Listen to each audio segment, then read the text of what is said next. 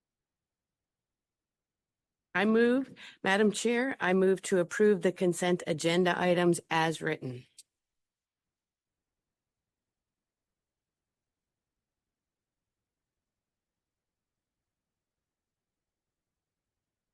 Aaron?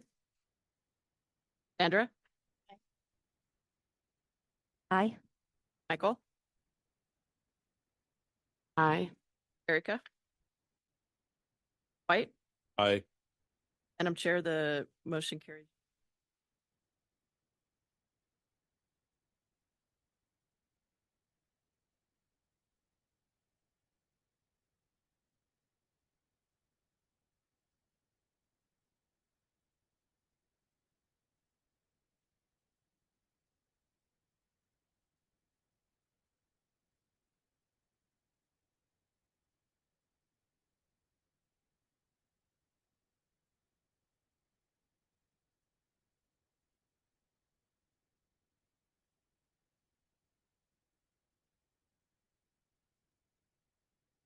Item, of course, is our delegate reports from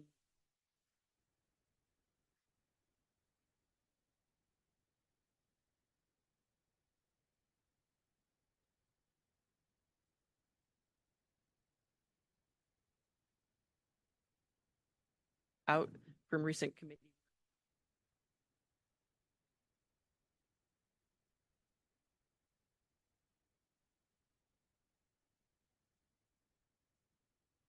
Crawford. I am on the compact committee. So we recently met last week, 2 weeks ago. It feels very very not long ago. Very recent. It was yes, September, I think. And yeah, so we are continuing to work as a group to make sure people are staying compliant and are trying to rework the verbiage for what, some of when states report out. So that's work that we've been working on. So there's no final decision yet on when that will be done or reworked, but Oregon has been very much a part of that process. So.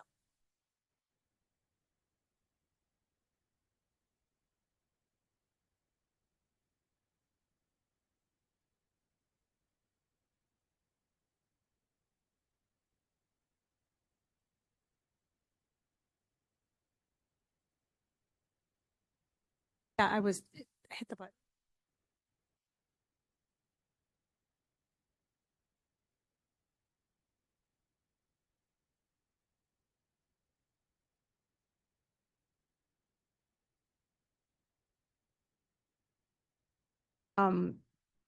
I serve as the chair of, and we are working on a lot of things. And one of the videos for boards, for practitioners, and for patients. But the other thing we're doing is we're working on an educational module for educators to use for students, which we're really excited about, ready to give out to schools starting of the next school year. But we're doing a webinar for all the educators in the room. No other educators. We're doing a webinar on November 7th that's really geared towards students. It's the first time the Federation has ever done anything geared towards. So I'll make sure all of you have the information about it to be able to get it out to any students, or if you've been CIs or whatever. And we're doing it in the Federation doesn't ever do their webinars in the evening, but we're doing this one 4:00 here, so it'll be 7 p.m. on the East Coast. So that way, maybe students will be finished with their clinicals and they'll be able to participate to really kind of talk about some of the things that we see across the country, try to limit the incidence of sexual misconduct. So I'm really excited about that webinar. We're going to, we'll also do a presentation at the annual meeting just to kind of talk about the new things that are coming up in the committee. But we're doing a lot of work there, which is great. I will note that the annual meeting,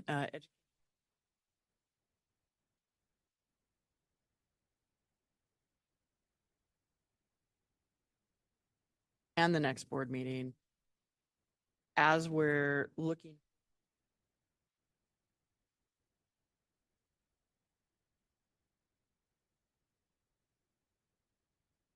at work in November. Reflect on as we're having our conversation.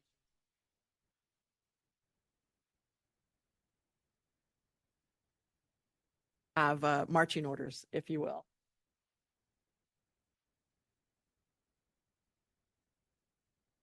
Final note, part of our role as members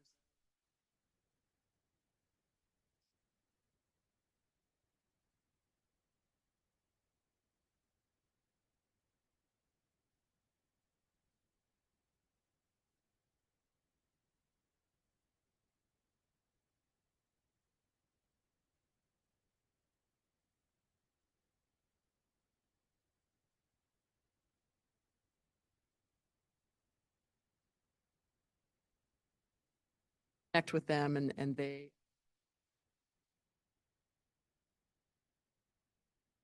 What part of the meeting will be like people can access virtually?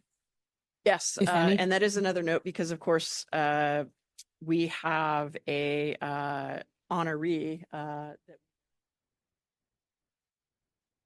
Lifetime Achievement McDougall Award.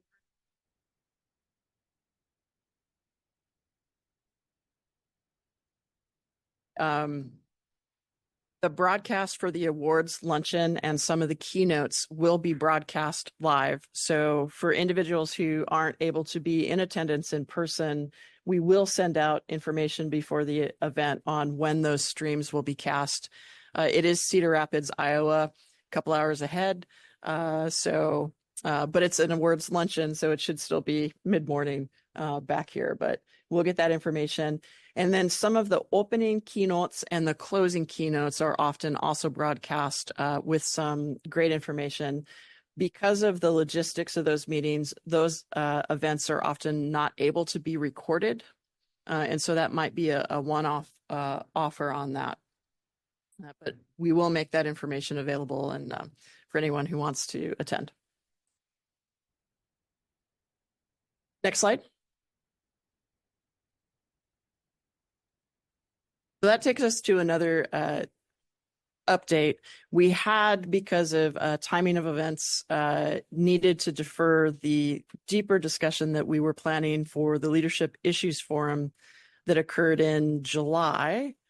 And then just this week, Sherry and I had the opportunity to attend and present at the CLEAR, or the Council for Licensure, Education, and Regulation, or Enforcement and Regulation, which is a international body for regulatory entities like ourselves, but across all disciplines, from accountancy to teachers to healthcare.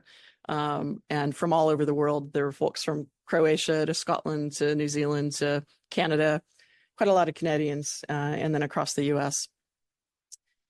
Some highlights between the two themes that we observed, and then I would invite folks that had the opportunity to attend them. There are definitely some themes that we're seeing. One is, of course, sexual misconduct.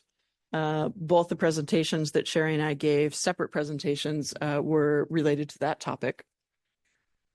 And then Sherry's also focused in on compassionate care, compassionate regulation, trauma-informed regulation, and other sessions to that. A lot around workforce capacity and different mechanisms about what to do about that, what's causing shortages, how to address that. Healthy practice and wellness. We're seeing a lot more discussion of that. We've seen it, of course, in the FSBPT physical therapy. We're beginning to see it quite a bit in other disciplines as well, particularly in healthcare. Anti-racism, DE&I efforts. There were a number of sessions in particular with indigenous anti-racist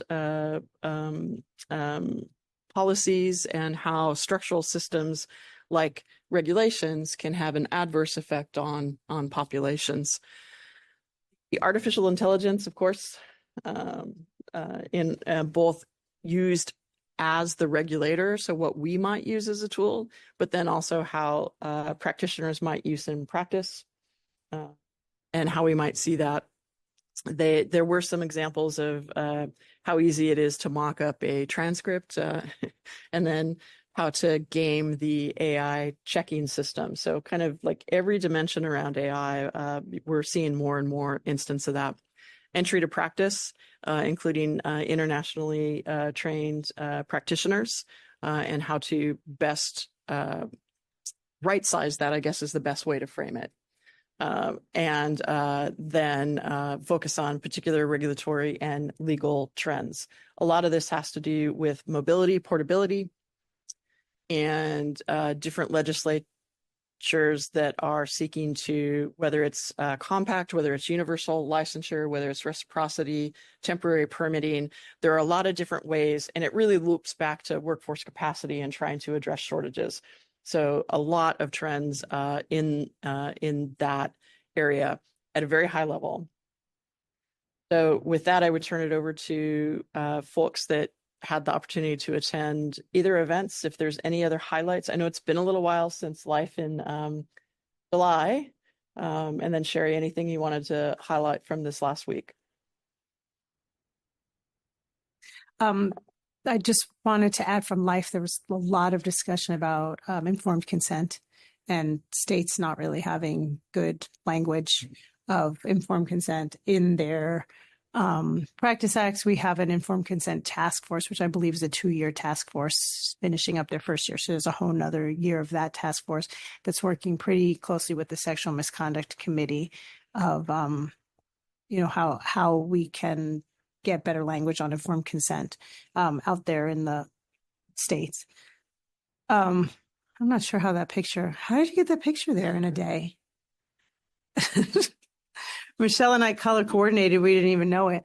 The CLEAR conference was great. It was a lot of information over 3 or 4 days.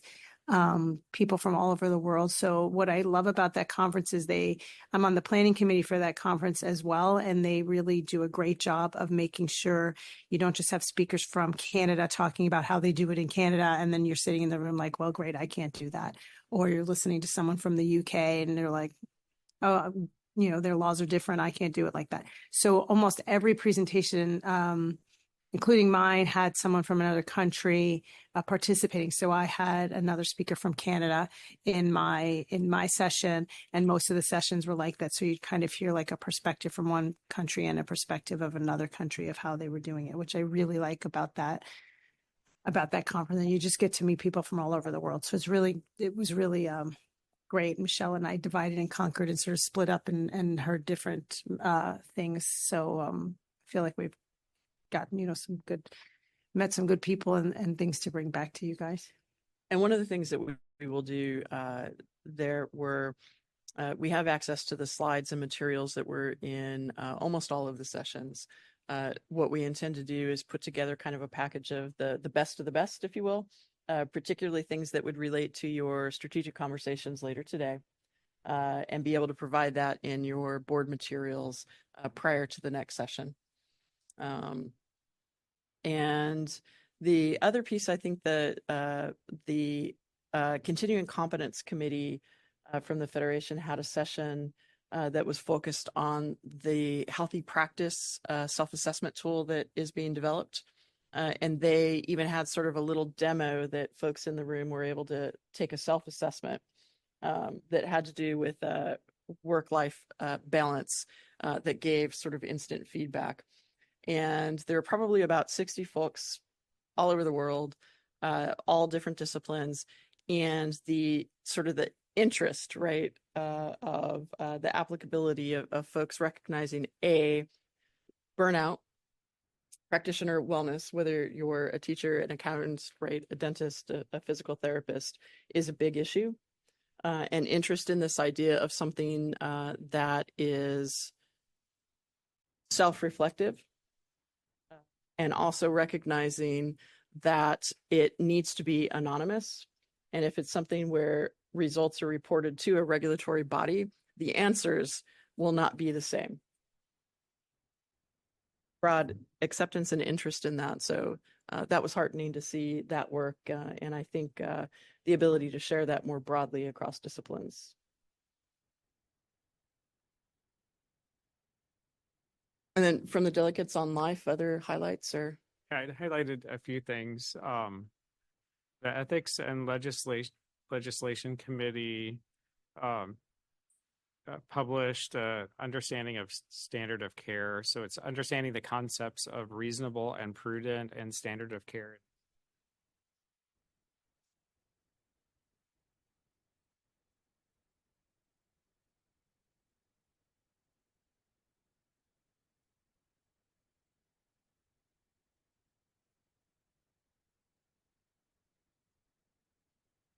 We were supposed to share the consumer protection rating for our board. And so the FSBPT publishes an exam, licensure, and disciplinary database consumer protection rating. And Oregon is all green for all the elements that we're supposed to be doing. Nice to see, and a good testament to our leadership. We are so lucky to have you as staff. Workforce data, like I'm on that committee, but so roadmap for enhancing state health workforce data, they're supposed to have an implementation guideline available through the HRRI Health Regulation Research Institute. Dry needling task force. In 2024, they updated competencies with a practice analysis and a new content outline in process that is supposed to go to the FSBPT board for consideration in the fourth quarter of 2024.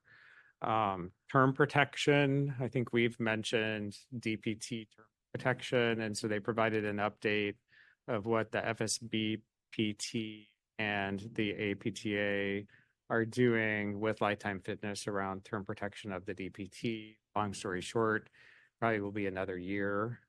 So lots of different legal processes that are happening.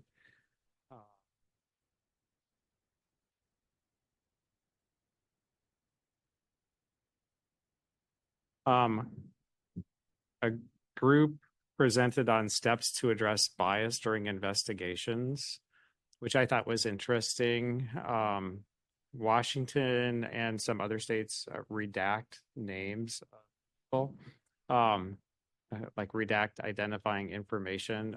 So like that's something interesting for us to think about. But a lot of the other steps I think we do to limit bias, but I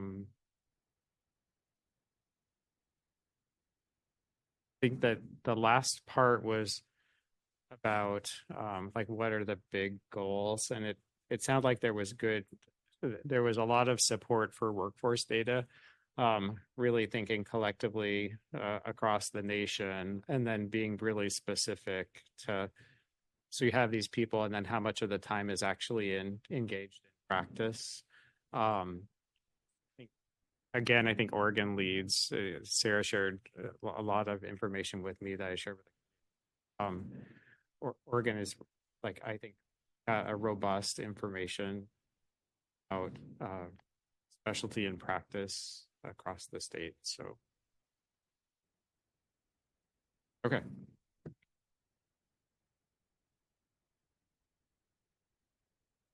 Any other comments or questions on this topic for?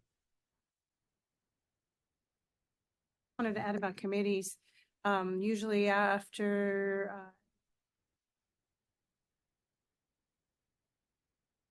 start taking applications for people who want to be next year. So if anyone's interested.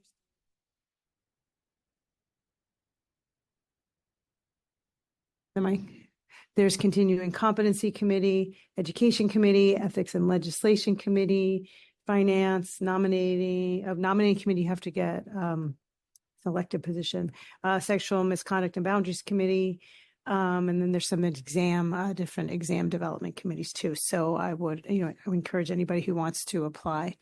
Michelle, when do they like appoint those in December or something like that? So I think the application period is between now and a month or so after the annual meeting. Yeah. Okay. Next slide, please.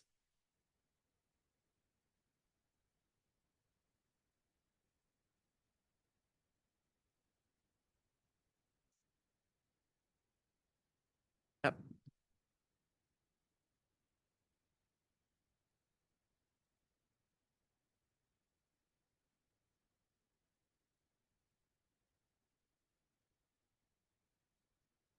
Part of what we're demonstrating is that our technology end of its life cycle.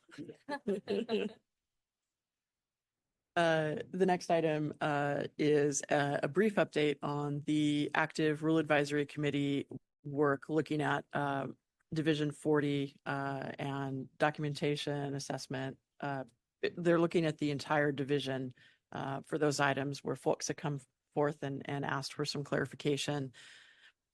That work we haven't been able to, between renewals and some of the other things, work that's necessary to convene the Rule Advisory Committee in a productive way. We didn't want to waste their time by not being prepared to go into that.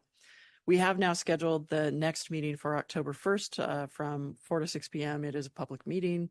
And the intention is that based on their first meeting with the tremendous work that they did in that session, plus what had come in from other community members with regard to that we would take and construct a straw structure to based on what we've heard them say, to be able to then have the committee react to modify with the intent that their work then would come before you at the November meeting for consideration. It may be in that process that they've decided that some piece of it isn't quite ready for prime time. So it is possible that the committee may decide that they want to have one more meeting that may or may not be possible to schedule before your November meeting. But at least the target at this point is that there would be a rule draft for you to consider whether you wanted to move forward to initiate the rulemaking process. And to clarify, once that goes to you and you initiate it, that does open up the full additional public comment period to get broad input on what that straw structure would be. So more to come. Next slide, please.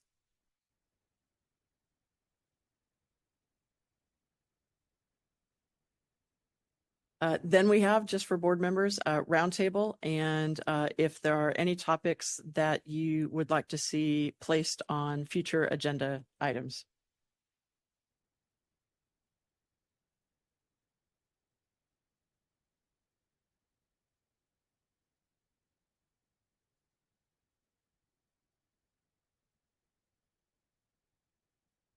Not having the names on the on that being more an executive session type. From a policy standpoint, I think that would be appropriate in public session. So I think we could talk maybe continuing specific actions to further eliminate bias from our processes or potential bias. That would be good. Okay.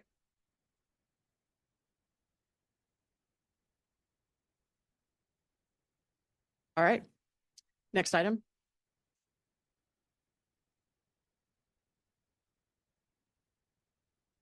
The next item is one of the elements that's been impacted. We came to you, I believe, to discuss the federal requirement around licensure portability, the SCRA, that relates to active service members or their spouse having a reciprocity if they're licensed in good standing in another jurisdiction and the service member is stationed to Oregon. There's the ability to come in under the SCRSA. So it's effectively a different kind of endorsement.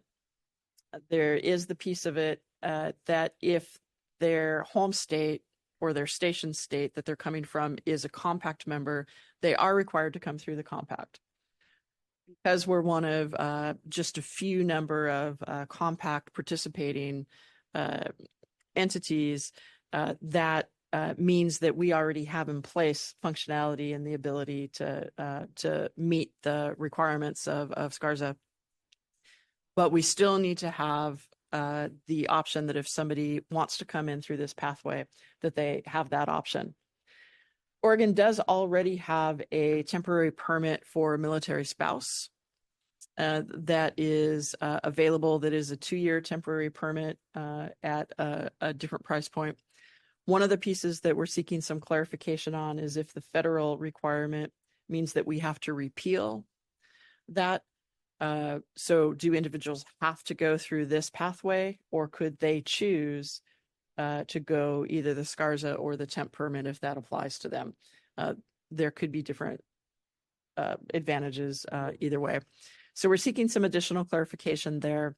I had also noted when we were drafting the rules that we would simultaneously be looking at licensure system changes because it would be a new application type.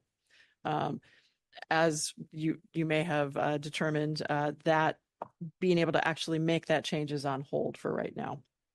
So we don't have like a final draft of the rule for those 2 reasons, because what the rules say may change. However, we are able to manually process any request for this application in the meantime, and we're working out how to best advertise that as an option on the website. So if somebody comes and they want to make use of that, that they're aware of that. Unlike some other states, there isn't a large volume.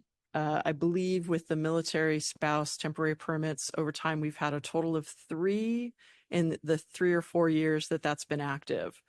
So it is a relatively small number, but we want to make sure that we're not leaving anyone out. And if anyone wants to make use of it, that we're being responsive to that. So that nothing before you today, but I'm happy to address any questions or provide more detail about where we are on that work effort.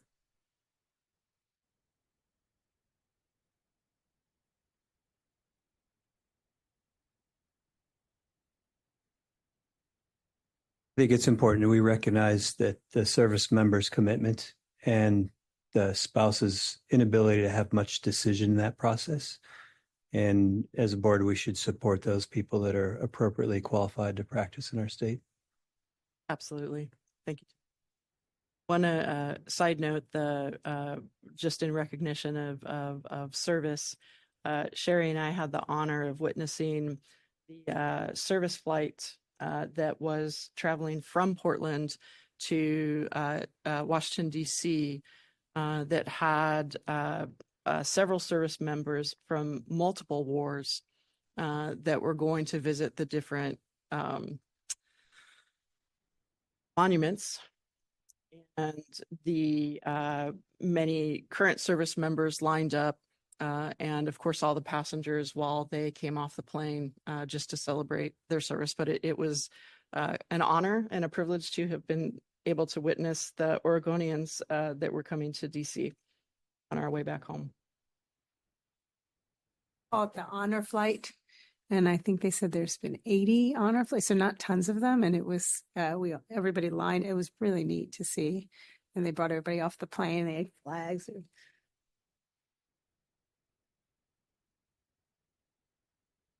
Other items or other questions on that item?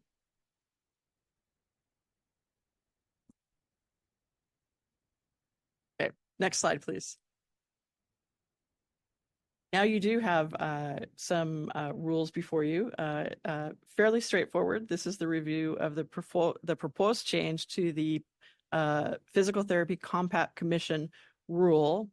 This is something as part of the adoption of the compact statute in Oregon in 2016.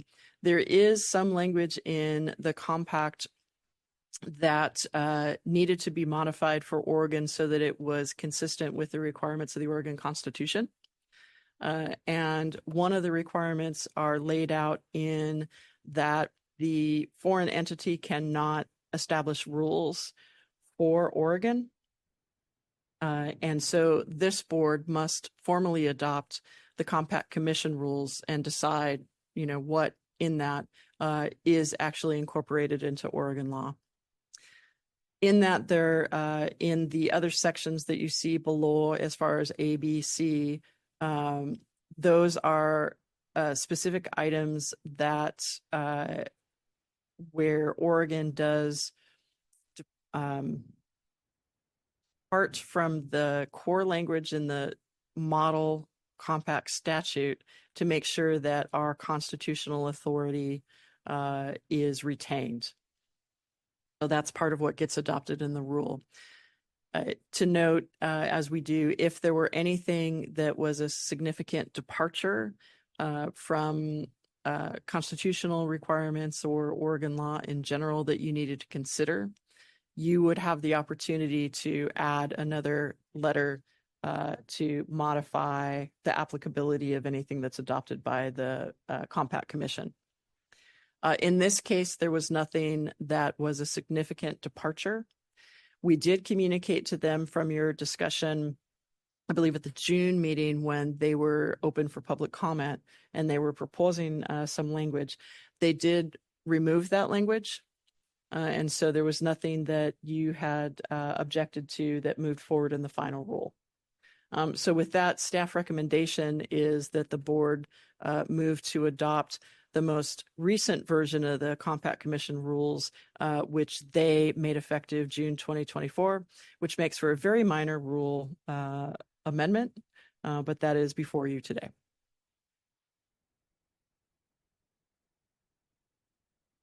I have a question. Is that in order? So is just a semantic thing on little c, where the Oregon Board of Physical Therapy, not the Oregon Physical Therapist Licensing Board? Yes, we do. That's a good point, Michael. We did pass a rule that says one is equivalent to the other for the purpose of rule, but you're right. We usually, when we open up a rule, take the opportunity to make the name change. So I would propose a magical correction on C, that we will strike out Oregon Physical Therapist Licensing Board, and we will add new language, Oregon Board of Physical Therapy, under Part C.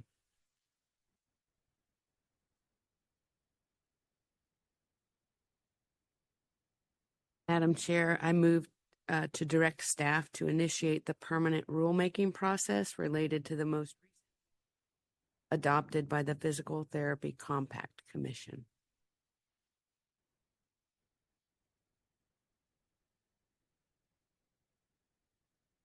Point of procedure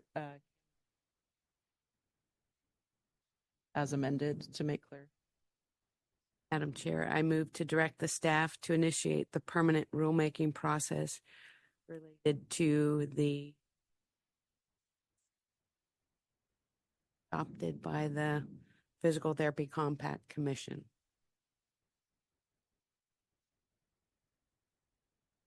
Timothy? Aye. Aaron? Sandra? Hoku? Aye. Michael? Aye. Susan? Aye. Erica? Aye. Dwight? Madam Chair, the motion passes unanimously.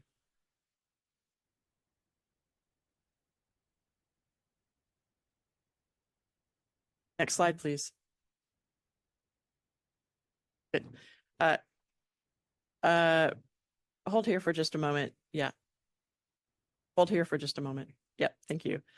The next item, I want to do a review of the statewide agency governor's agency expectations and our agency status. This is Governor Kotek's statewide expectations of all executive branch state agencies. She published, I think it was an 11-page letter with different requirements that were put into place over, I think we're at the end of our first year of them being in effect. And I'll show a list of all the different items. all of this is available, and we will link through in our materials on the Department of Administrative Services. They have a strategic initiatives and accountability site where they're reporting quarterly on the statewide progress of all agencies toward these goals. The first year summary report will be out within the next couple of weeks as well, and we can provide some links to that. Next slide, please. This is a little hard to read on the screen. We can set it out of your packets, but do you have the ability to? I want to show the accountability measures, so I'll be focusing down the list on the left-hand side.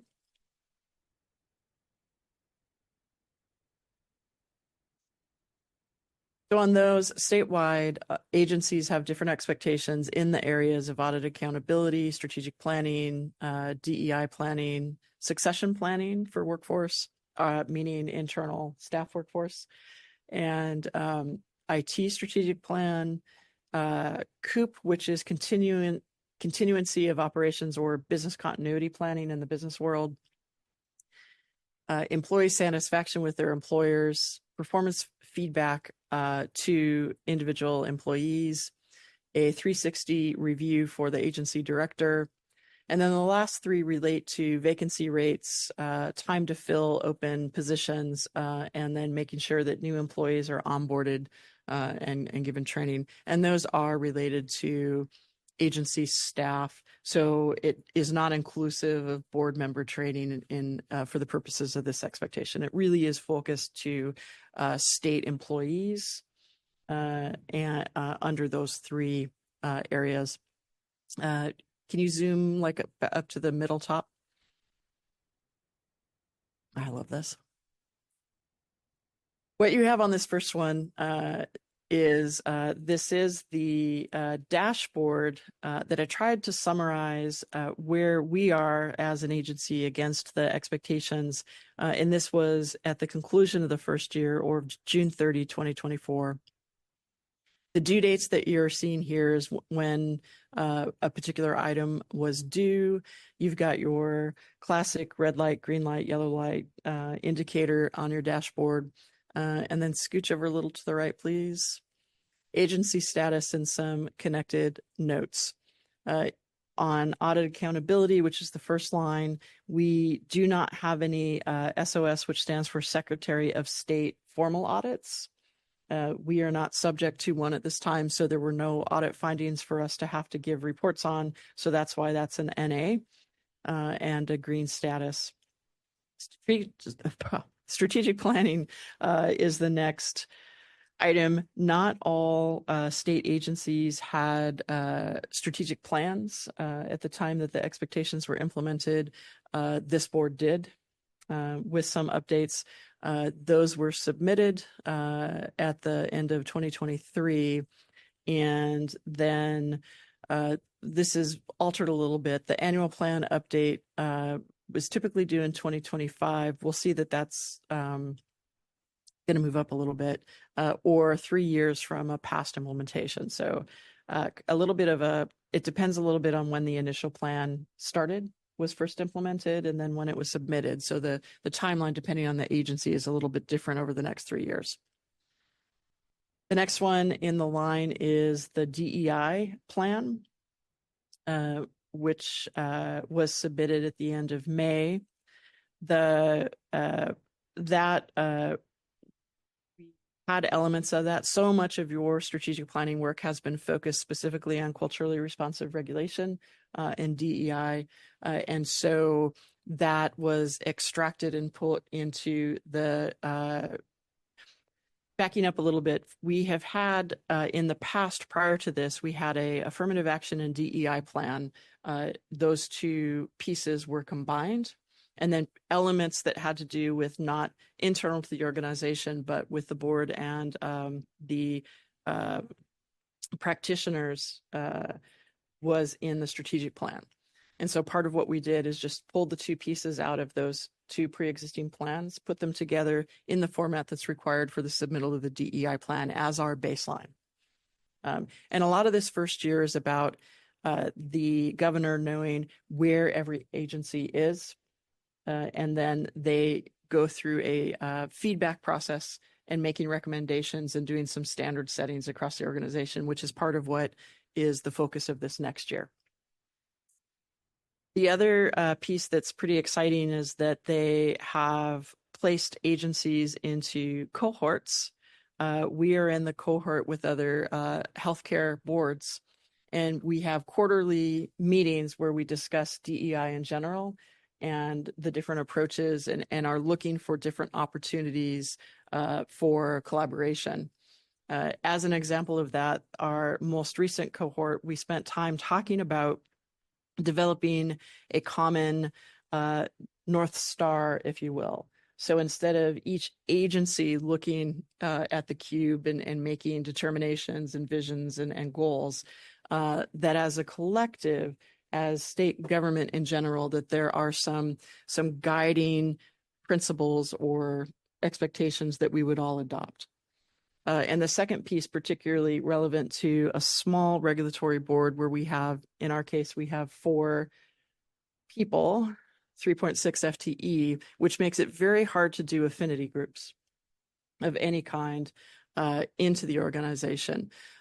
So looking at being able to do cross agency affinity groups, so that, for current and future employees, that there is that support mechanism in place. So the cohort is looking at and exploring those kinds of items as part of that. Succession planning submitted. I have some notes about completion. One note on IT strategic plan is that it's not required for small agencies under 50 FTE.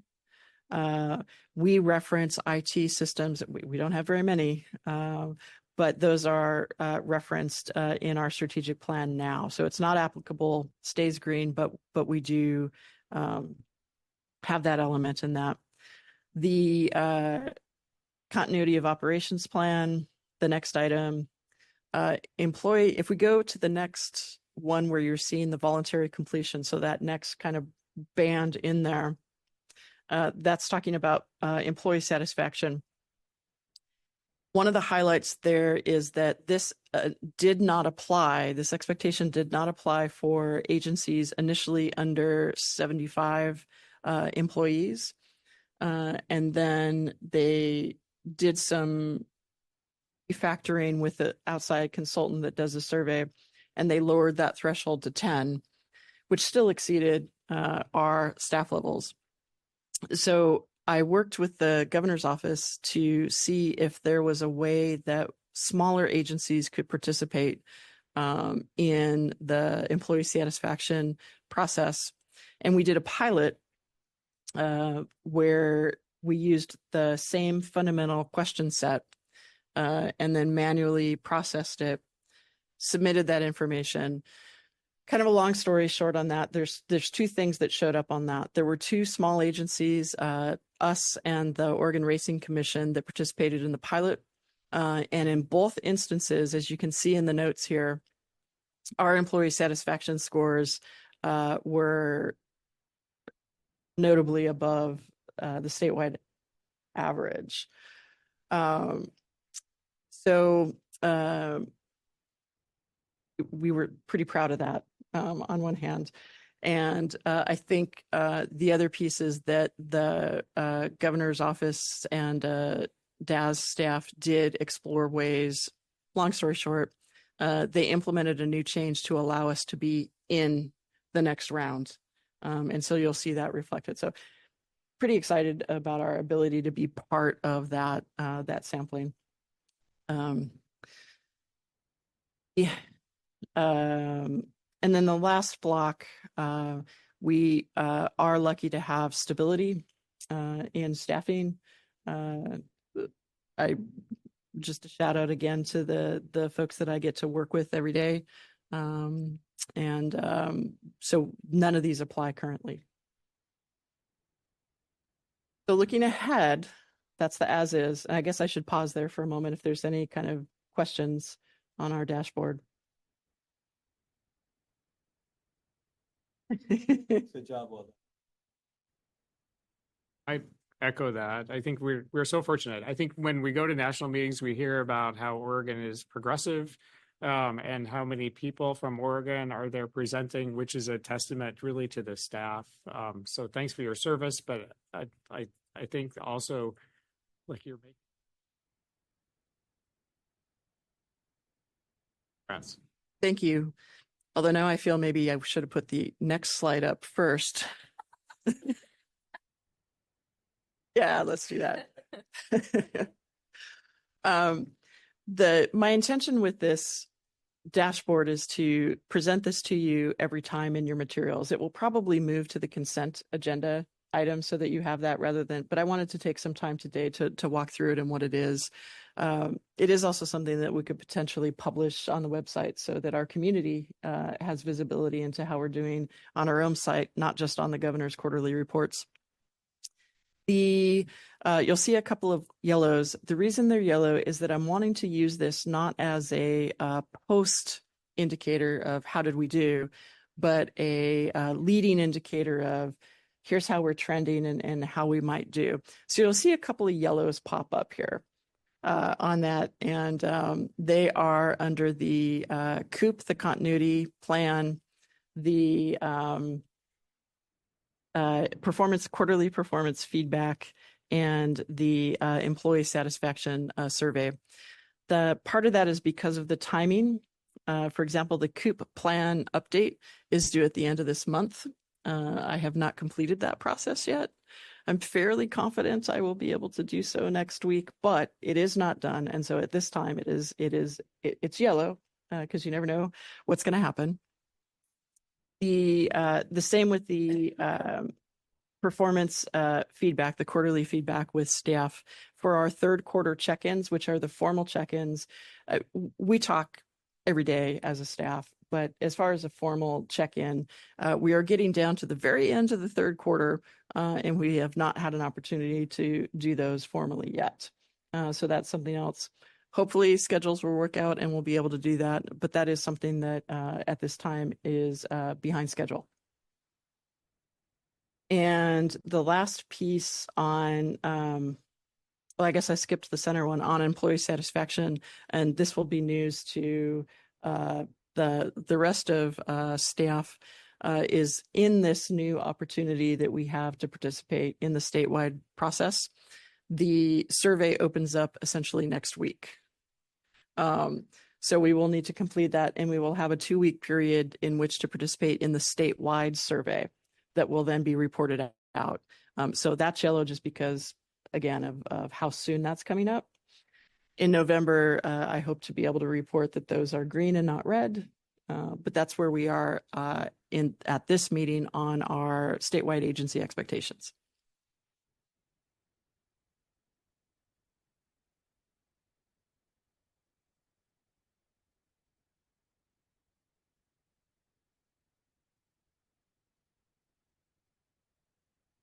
Okay, next slide, please.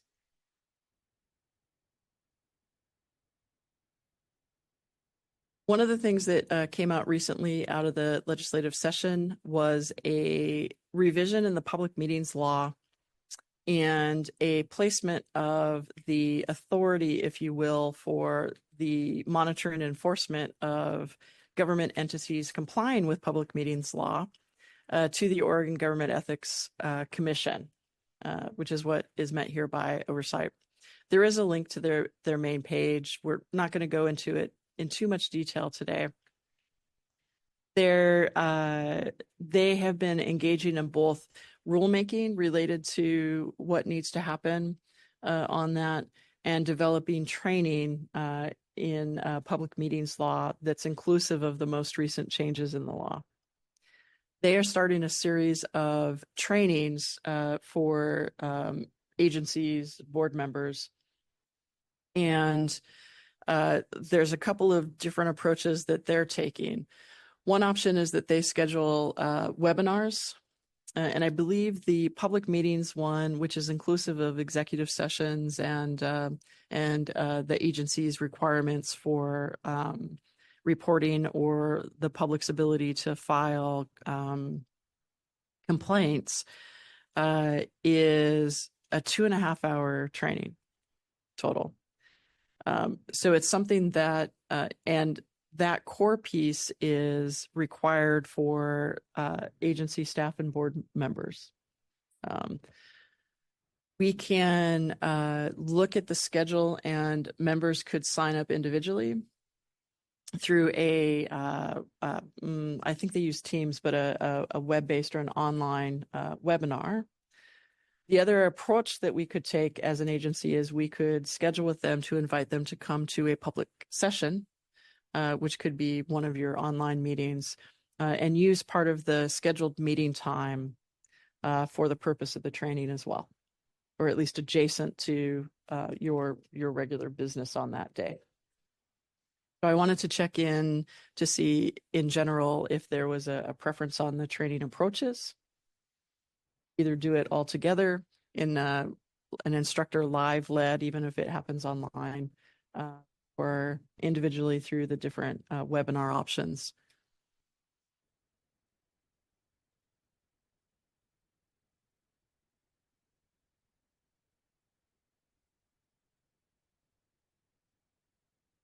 That evening or on morning on the public session.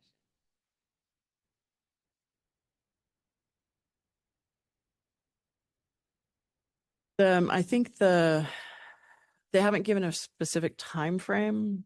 I believe that we can do it sometime in the next 6 months. So it's something that we could pre-plan and schedule on that.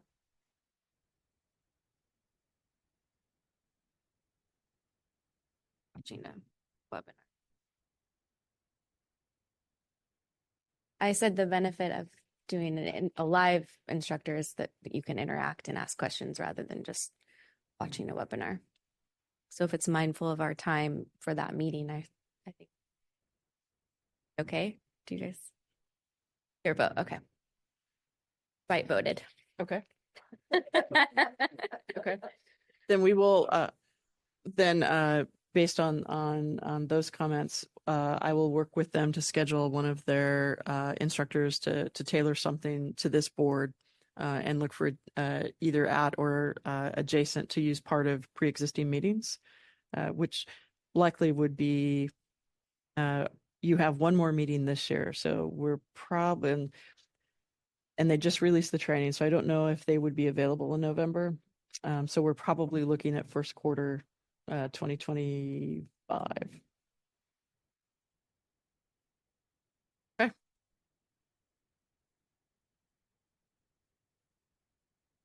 Next slide, please.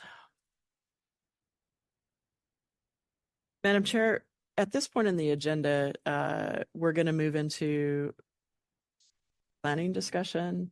There are 2 points. I can go through some preliminary material and then more into discussion, but this could be a natural break point if folks would like. Okay. Do you want to gavel us into a recess? The time is 9:37. And we're taking a recess. 10 minutes? 10 minutes. Yeah, we're returning at 9. The time is 10 a.m. and the Oregon Board of Physical Therapy is back in public session.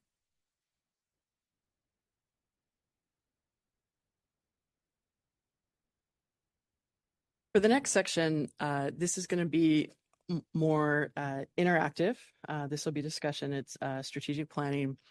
For those of you observing online or watching the recording, there will be some elements that we will probably have a whiteboard or some written discussions. It'll be very difficult for you to see some of the specifics of that.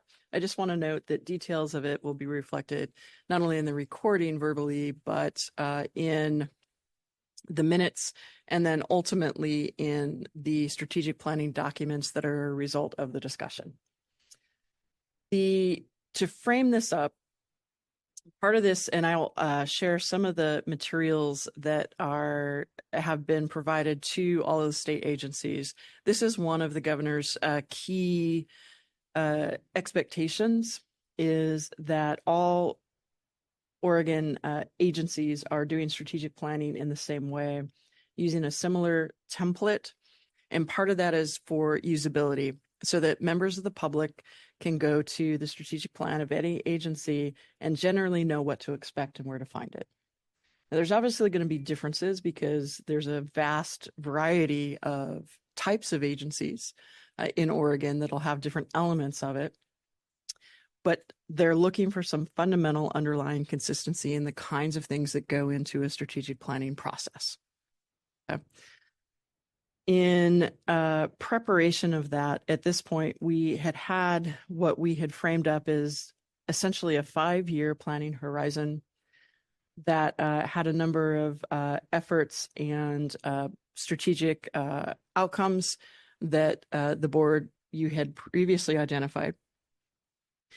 In taking the opportunity for adopting the strategic planning in the new standard methodology, part of what we're going to do today is step back and look at some of the underlying pieces of what makes up our strategic plan, and give you an opportunity to reflect, to question, to edit some of the foundational pieces as well. It'll ultimately be up to you today if on some of the pieces that we're going to start on, which include mission and vision, if that's something that you want to get to a final form today, or decide that what we have now is appropriate. My intention is to at least present it, have some conversation, but you don't feel obligated to have to nail it, if you will, today in its final form. It's as much something that if you'd like to have the discussion and then loop back to it toward the end of our process, we can do that as well. So this is really your time and your process for initiating your strategic planning for this organization. And so I guess with that, please, this is stop me at any point to expand or go in a different direction as we take the just under 2 hours to focus on this. Next slide.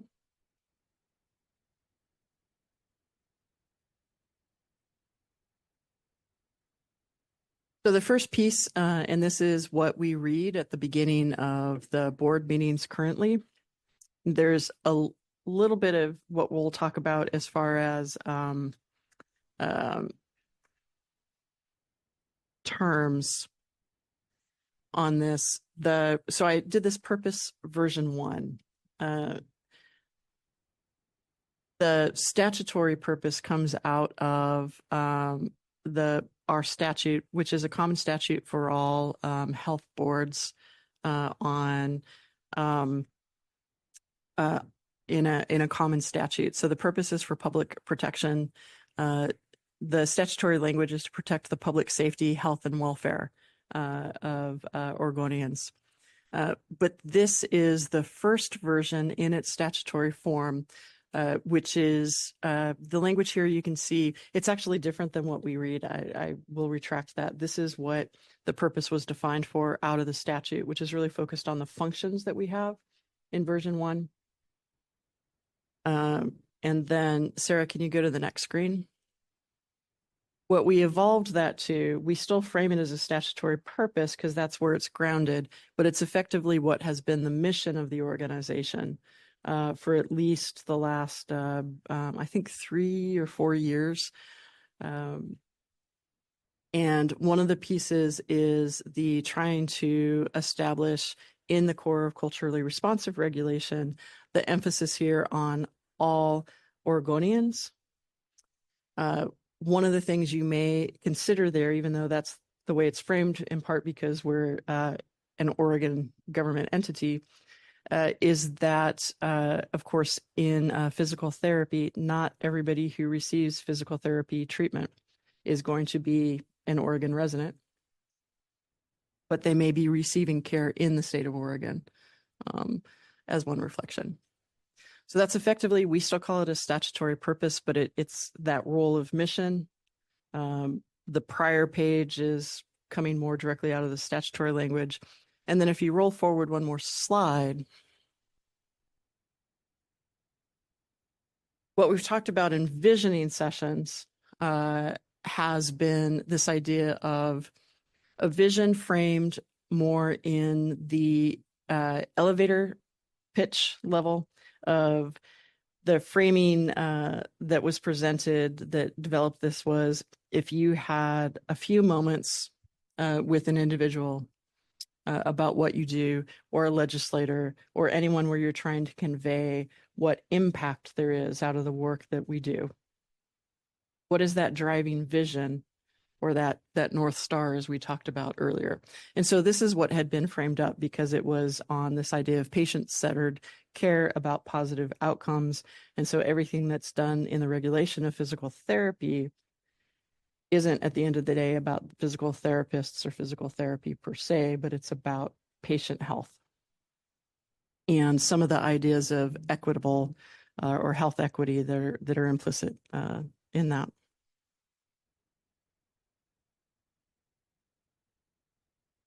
Next slide. The other piece that has been part of our framework are statewide values that were articulated, I think originally back in 2015, 2018. This is something that is standard for all agencies already. It tends to focus as much on the workforce, state employees, and the values that we are held to of accountability, equity, integrity, and excellence. Next slide, please. And those current definitions are on the screen here of how State of Oregon overall is defining that. So we did not define these, but these are the ones that were adopted centrally and that we have been referencing as values. I will note, because they're somewhat internal, I think we may see a couple of different things. I think that these will probably evolve through the work that's happening statewide. That could lead to a new statewide value, or at least some reframing on some of the pieces. Probably equity in particular is one that there's already been some discussions about how to say that in a better way, to hone in more on inclusion and belonging as part of those values. I'll also say that these will always exist for staff on this, but you can also have other organizational values. They would still need to reference this, but this is also something else that you could expand on, adopt additional ones, use this as a basis to look externally facing as well.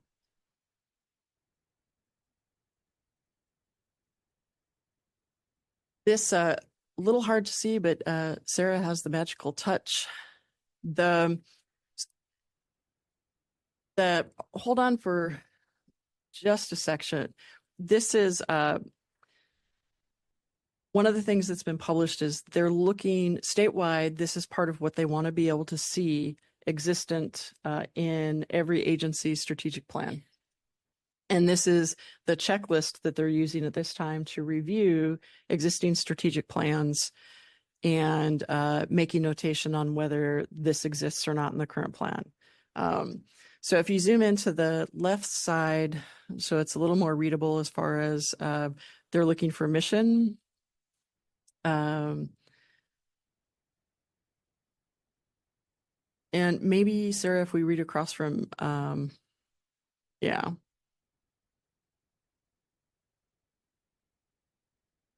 Do we have a clear mission statement? The next one is goals. And if we have high-level goals that align with our organizational mission.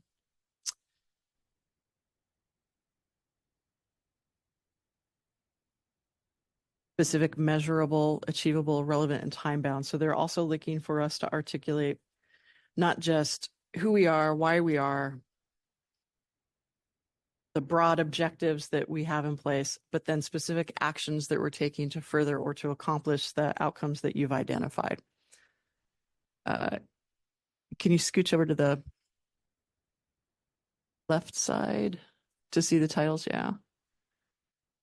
objectives, goals, different considerations, and you'll see some of the interconnections to IT, DEIB, external considerations, which is part of what we're going to focus on today. And then they want to see evidence of monitoring, that this isn't just a document that gets created once a year, once every 3 years, once every 5 years, but it's a living blueprint that we actually use and act on a regular basis. And then the development process, what they're going to be looking for here is community involvement. Where was it a group of people in a room one time that determined what to do, or did you have input from national, federal sources, from your local communities, from your stakeholders, not just your licensees, if you will, but the general public? How are you making sure that the community is being represented?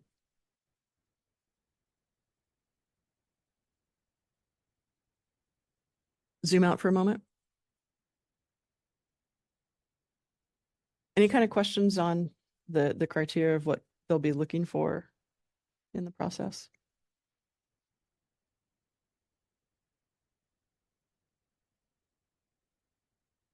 Before we move to the next thing, I wanted to pause there, and we can direct Sarah if anybody wanted to look or have any conversation at this point in time on mission, purpose,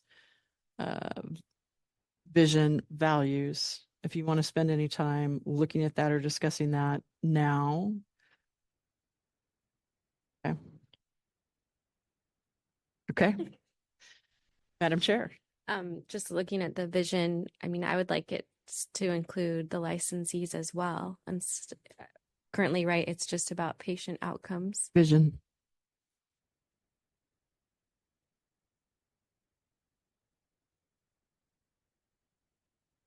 There to support the licensees.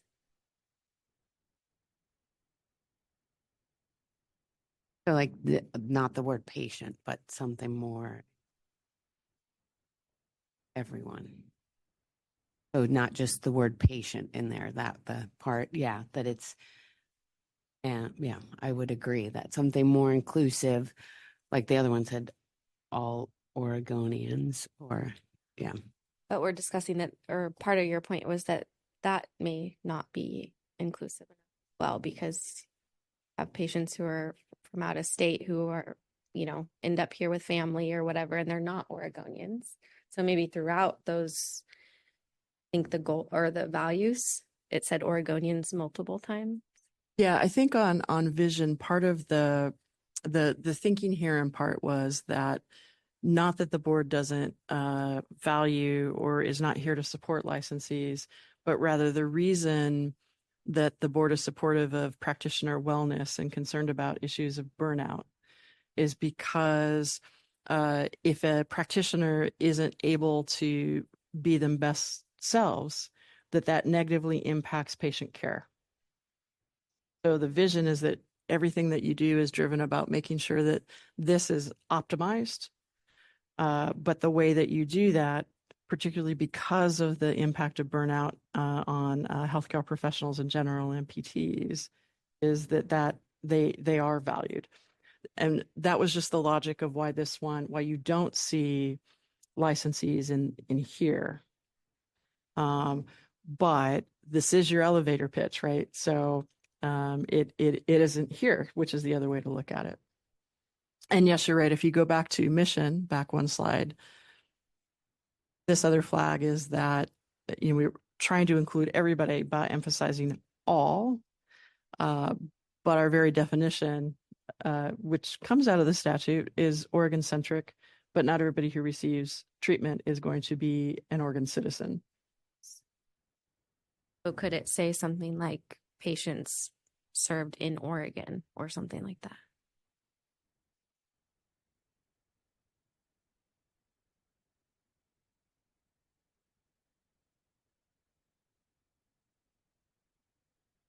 I just know, like, working in my job now, sometimes people will be visiting from out of state. They have hospitalization and they are going to be staying in the state till they get better. So they're receiving home health or skilled nursing or whatever, and will be treated by, don't know if reside. And I guess for me, but part of it is the word patient. Like I think about so like the impact and I know it's focused at patient, but I don't know, it doesn't seem inclusive enough. There's like families, there's the community, there's, what we might call clients, just that I think when I hear the word back, it's more towards the vision, but is there another, wo- Just like, like to physical therapy outcomes or something, like any association? Yeah, I don't know, back to that. that's true about the family. Yeah. But a positive patient outcome does include all that, but maybe the patient positive outcomes. Or any Health. association with physical therapy for anyone who happens to be in the state of Oregon.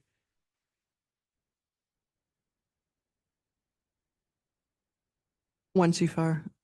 So perhaps maybe for those receiving care or physical therapy care or treatment or something where you don't specify where they're from or who they are, but focus on that piece. Is that what you're saying? Yeah, on that for Okay. that one, and then also something to I don't know, just the single word patient Okay. in the vision Okay. also to be broader to all the people that might be impacted by the provision of physical therapy within the state.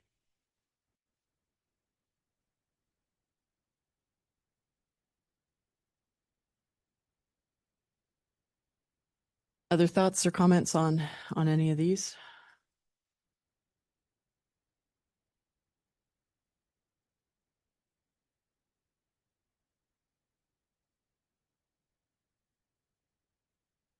Say more.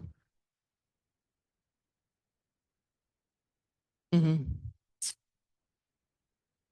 Within the state, because you got, people in Washington that, it's just cross the bridge. Same Yeah. thing with Idaho, just cross the whatever. Shouldn't be just limited to Oregon. I would agree with receiving care within the state of Oregon. Okay. Like about all Oregonians though is that, I don't know, it just kind of finds our area that we actually have control over. I like that it's public centered by saying,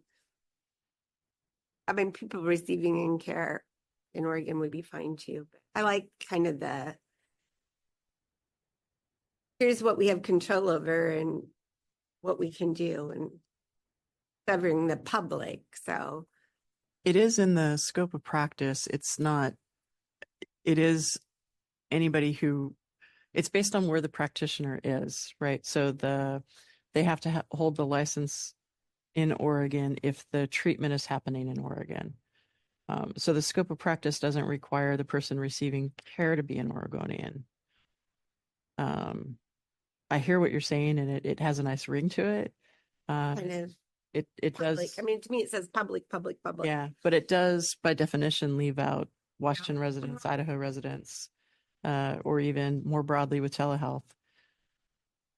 Like, because with the compact privilege, they don't necessarily have to, the provider isn't necessary. Yeah.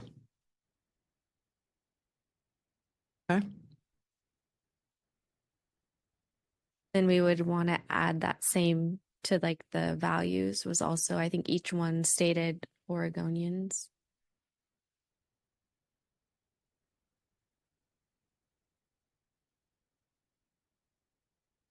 Yeah. Just one, oh, two. Two. Okay. We'll put a flag on the value about that.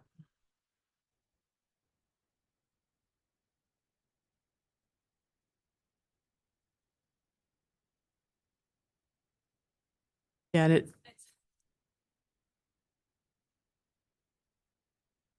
and it is hard because we want to look at each other, but then if you turn away from the directional mic.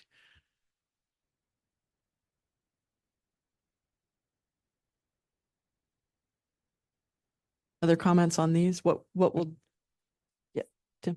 If we're ready to move on to a different topic, I would like to look at the first slide, Sarah, please. It's the mission statement, please. I wanted to think about this in some ways on a really high level, 10,000-foot view. This is almost a reactionary statement. And is there a role of our board, me being a little naive as a new member, for the promotion of the benefit of physical therapy for our community's health?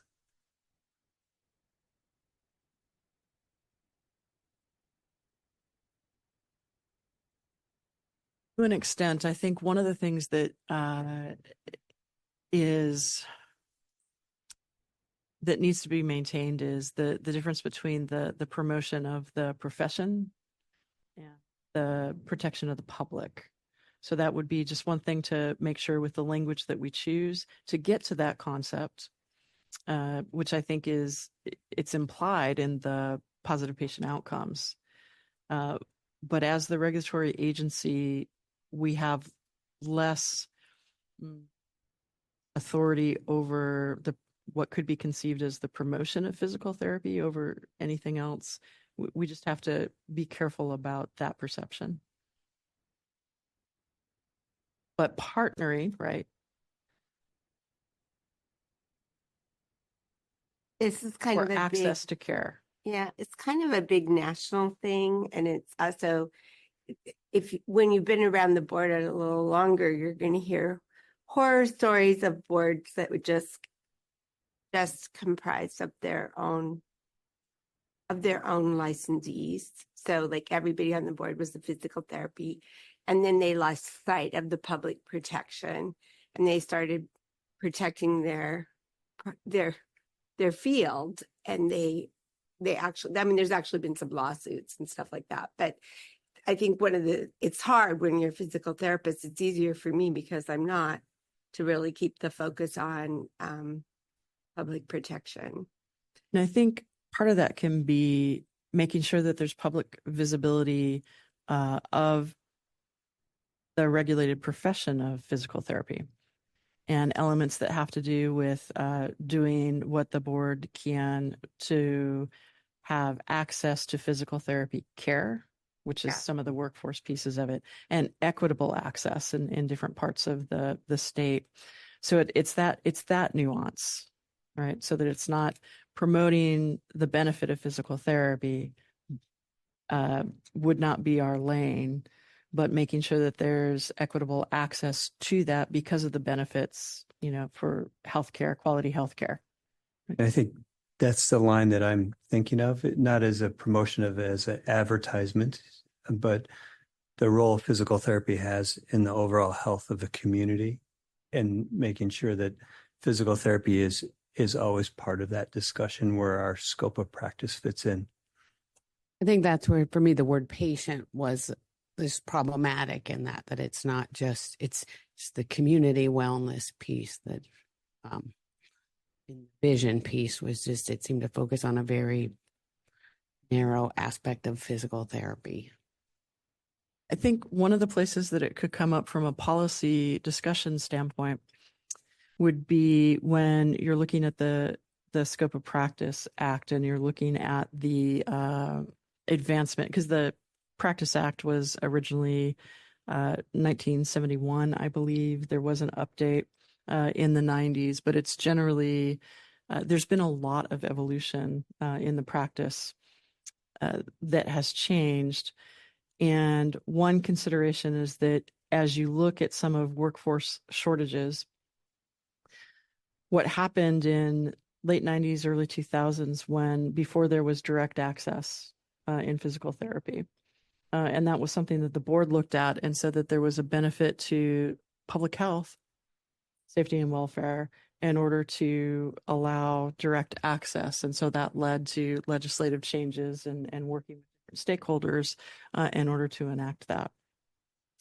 Another piece that you could decide with continuing pressure on healthcare workforce, there are some jurisdictions that are looking at the ability for whether it's appropriate for physical therapists to serve as a primary care provider.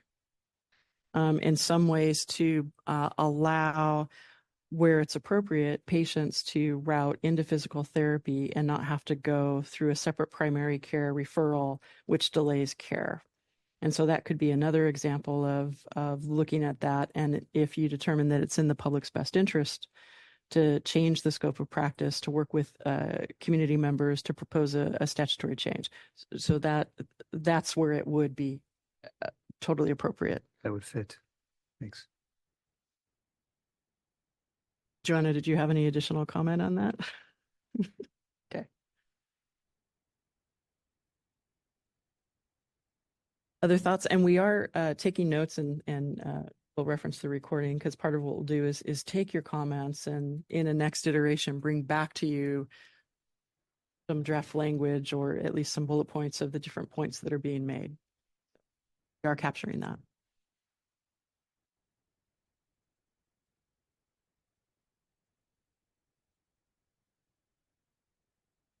Okay to move on for now? Okay.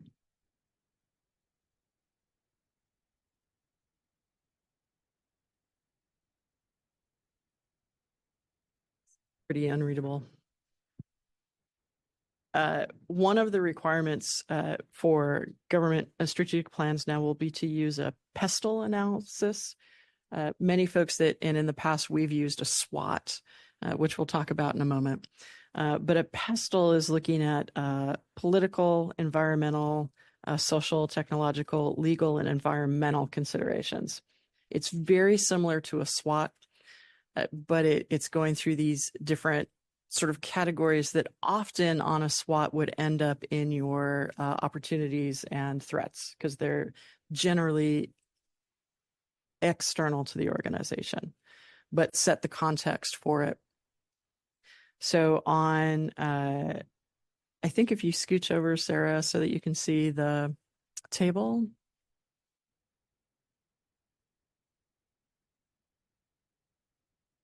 And the framing that State of Oregon is using in these categories is listed here on the screen. Political factors are going to be things that have to do with the political environment.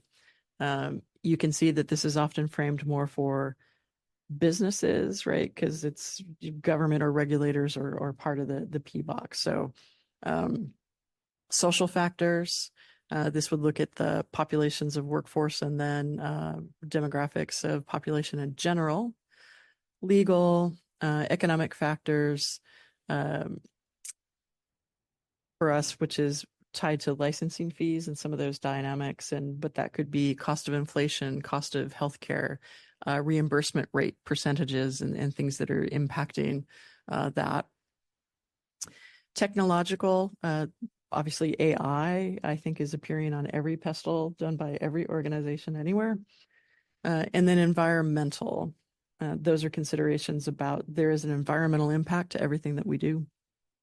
And to less so with us than say ODOT, Department of Transportation, but there are choices that we can make that can positively or negatively impact the environment. And so what are those? Next slide, please. This slide just goes into a little bit more detail. If you zoom maybe into social, these are prompts that the state has provided to think through this. What are the demographics? Your work has looked at this quite a bit. What are the attitudes of customers, staff, licensees? What's the general life cycle practitioner? This is some of the workforce data. Folks leaving practice, going into practice. How many graduates are there? How many are coming to Oregon? Is there a market? Do you have sufficient market supply, provider supply in Oregon? And what is the seasonality, if any? Things there would be like, of the workforce, is it resident? Is it traveler? What kind of considerations are available there?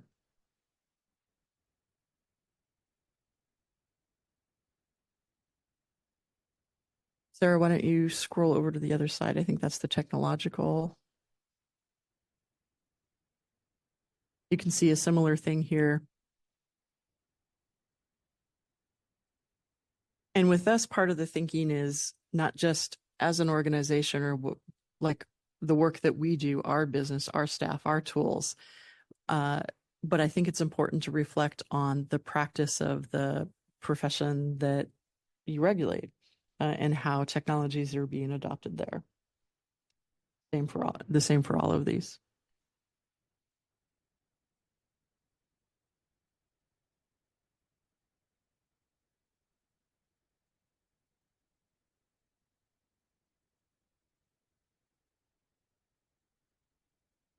That's still a new thing nationwide. I mean, is it widespread? It is pretty widespread. Yeah. And I think I can't speak to like when it became popularized. I know it came out of a desire to make sure that when organizations were doing the classic SWOT, the strengths, weaknesses, opportunities, and threats, that they thought through. Often when organizations would look at opportunities and threats, they may not look at all of these domains. And so they may not anticipate something. Oh, okay. And I think that's why State of Oregon is trying to use both. They're trying to make sure that you still do your classic planning, but that you're doing so in a way that takes into account all of these different pieces.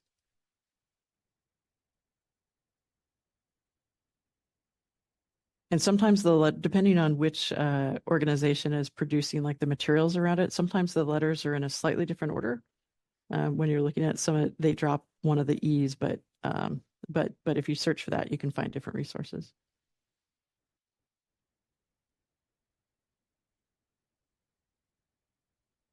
And on the next screen, and go ahead and zoom into social again. These two slides are just ways to think about the different areas. These are other questions. This slide is different in that the question prompts are framed for governments, generally large governments, but you'll see that the questions it's asking in the same domain of social is looking at the bigger picture of regulation or government services.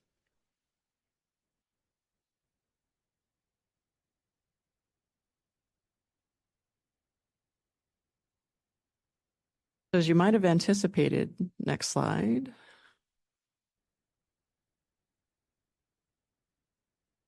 Our first task in this process is a blank slate, open-ended discussion on what you think is relevant to the work of this agency in these 6 domains. And we will take notes from that.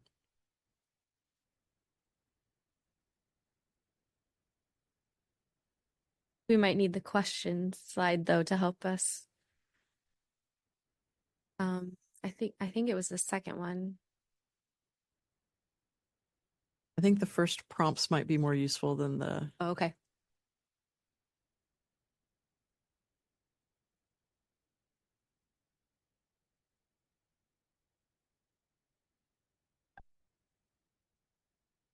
Why don't we start with political?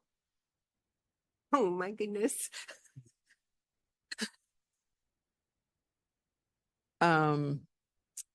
And one question, I can continue to keep notes here at the table. I'm also happy to pull over the whiteboard and stand in the center here and take notes on the board if that would be helpful to the board.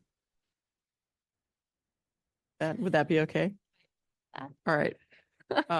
Dwight gets. Dated myself over here, and Yeah. Then I will come into the middle with a whiteboard. That will mean that I'm off mic, so I'll come over to a mic, but that means, Madam Chair, if you lead the discussion and I will take notes. Okay.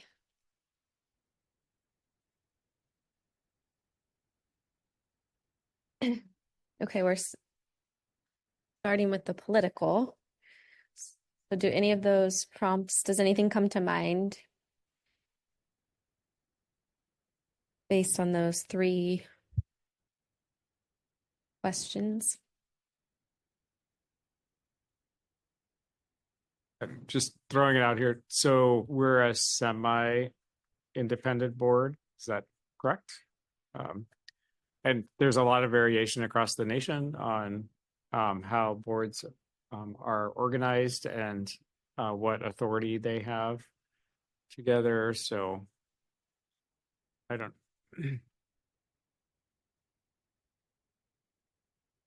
think a change is anticipated. But you might have a little more visibility into the state. Usually boards are combined for fiscal reasons. Is that a threat at all? We probably need you, Michelle, to help us with that question.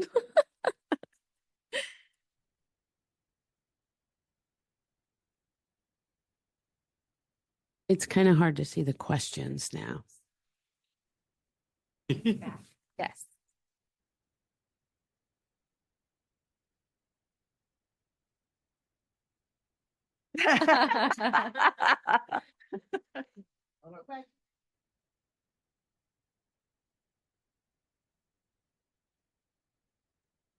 Cover the snacks. Why don't you put it kitty corner to where you got the chocolate over there that nobody got?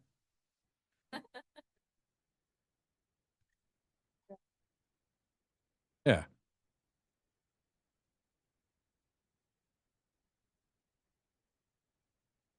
And I do apologize. We are, since this is a public meeting and we're still being recorded, it makes it challenging.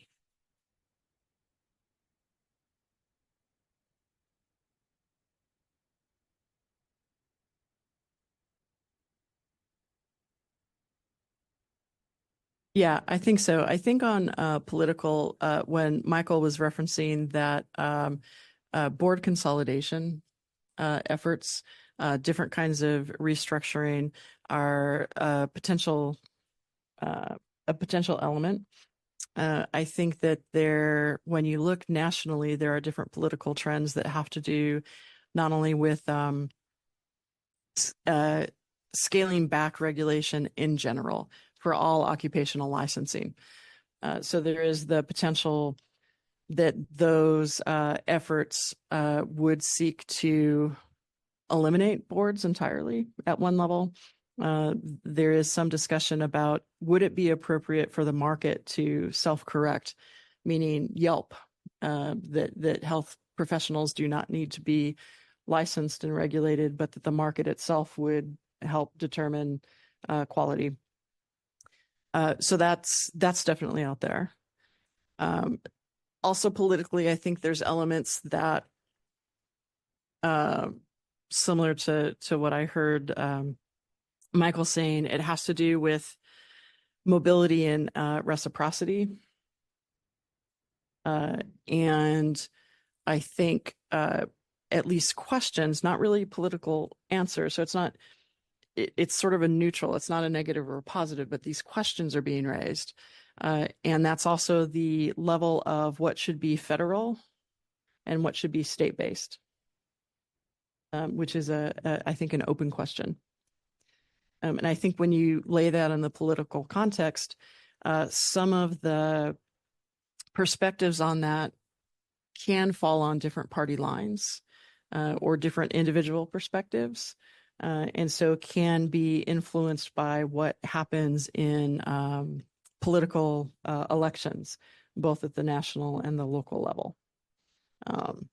So I think, particularly given that we are in an election year, there may be changes or things that happen in the very near future as far as those discussions or potentially those kinds of changes that would probably be good to at least flag to be monitoring for what may happen federally, what may happen at the state level.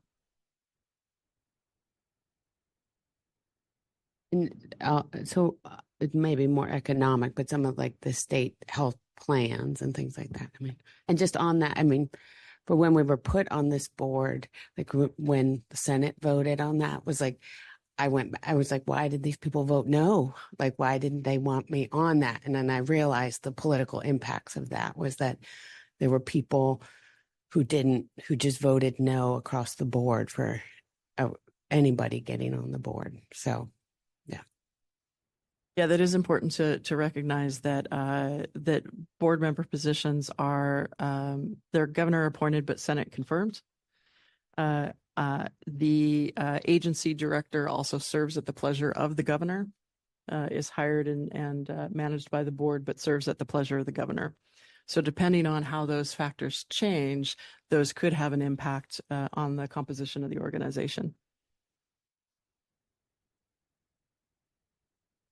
The other thing that comes to my mind is, not exactly the right words, but things that are spread across different agencies.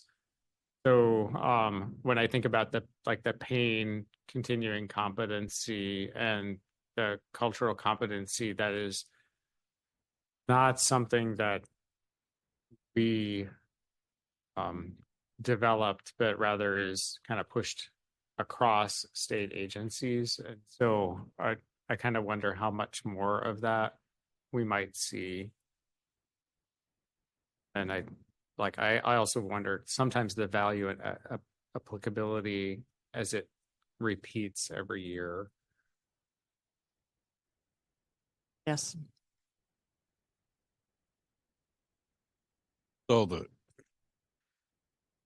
first bullet point there, will a change in government at any level affect your organization? So the answer to that question should be yes. Yes. Yes. I think, yeah, I think, Gayla, that I'm trying to come up with a singular word for that. That there is a potential impact from political change at kind of the macro level.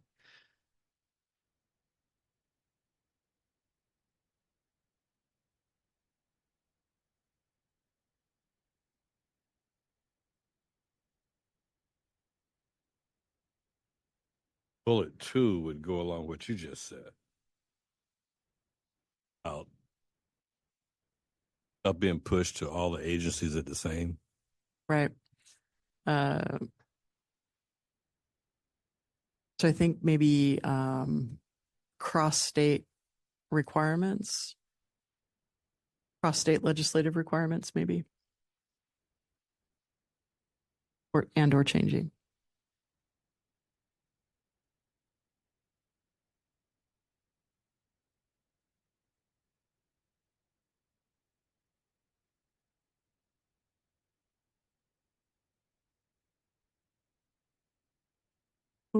Just in general, there's also just the big push. There's a significant push in elements of our nation for deregulation. Just Yes. Yeah, deregulation should definitely be up Yeah. there. so that's one thing that I know from at the Federation. There's always a lot of preparation to say, make sure that you know what you're doing with the purpose of your board, and that you're letting your public know what the purpose of your board is, because it is pretty critical for public safety. And there's also the federal/state regulation question, like where is the appropriate oversight that's kind of related to the deregulation. And I would note that the deregulation, part of what that's coming from is this desire to have what's often framed as right-sized regulation, meaning that there aren't unnecessary barriers to licensure that are impeding the ability for practitioners to practice that aren't necessary for the protection of the public and for the public to access care. And often some individuals feel that there's too much regulation and that it's a detriment to protecting the public. And so when they say deregulation, it's often coming from that as a solution. It's like, well, if we remove those regulatory barriers, the net sum will be better.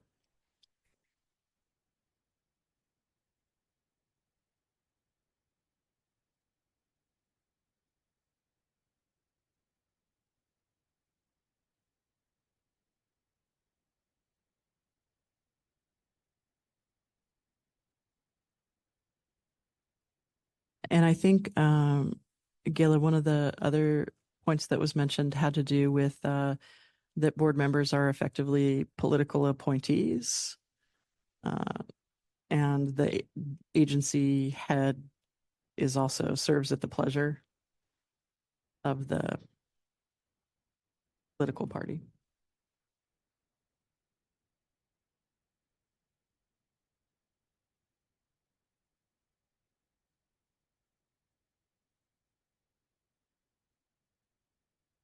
Yes.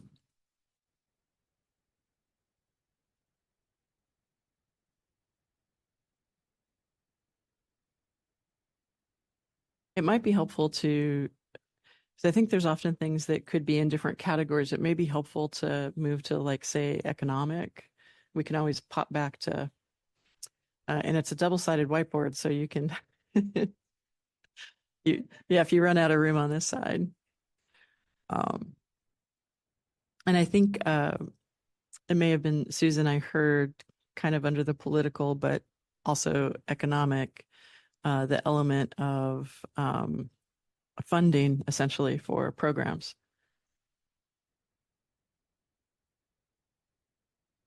Or like the Oregon health plans and children's health. Yeah.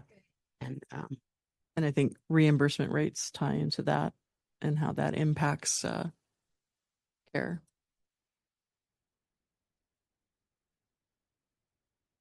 I think it's also, I mean, we see it's very uneven across the state, right? There's the economies are different across the state. And so the ability for care to be available is absolutely impacted by local economics, both for the viability of offering practice, but also for patients to be able to afford care.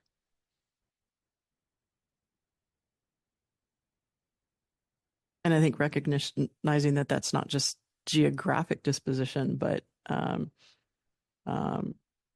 race, class, uneven access to care. Tim has something. There's an economic impact on professional physical therapy with the cost of education and decreased enrollment into the professional programs. It would impact our board. Tim, I think to that point, I believe, I don't know if it was APTA or CAPTE. I've seen recent publication where in many cases, the cost of a physical therapy degree has reached that there's a factor of your ability to kind of repay and what your earnings will be. And then it's gone negative.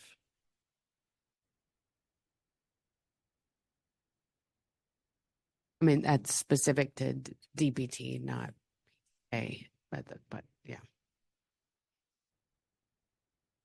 My understanding is that PTA programs are struggling for enrollment.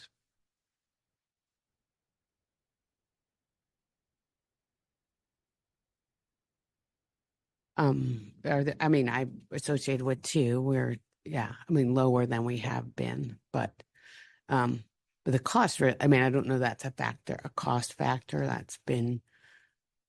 I mean, because the cost of the programs haven't gone up that much, and when you look at, I mean, at least even in the rural areas, the community college costs. I mean, that's one of the things for keeping it at an AA and not a BA is that the community college costs have not risen as much. The university costs have gone up. And overall, I think this year specifically, like after a real dip after COVID, the community college enrollment has gone up quite a bit. So that might impact other programs as well. But I mean, we have a capacity, in 10 years ago for the lane and the RCC program, we might get 80 to 100 applicants for 22 spots. And that's now probably about 50 applicants for those same spots, and not everybody's qualified. So, yeah, that's a very small sample size.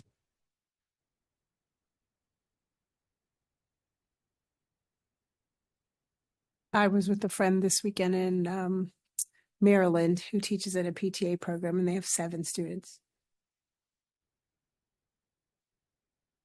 we graduated 2 from the RCC campus. They both are not licensees now, but yeah, that was our smallest ever.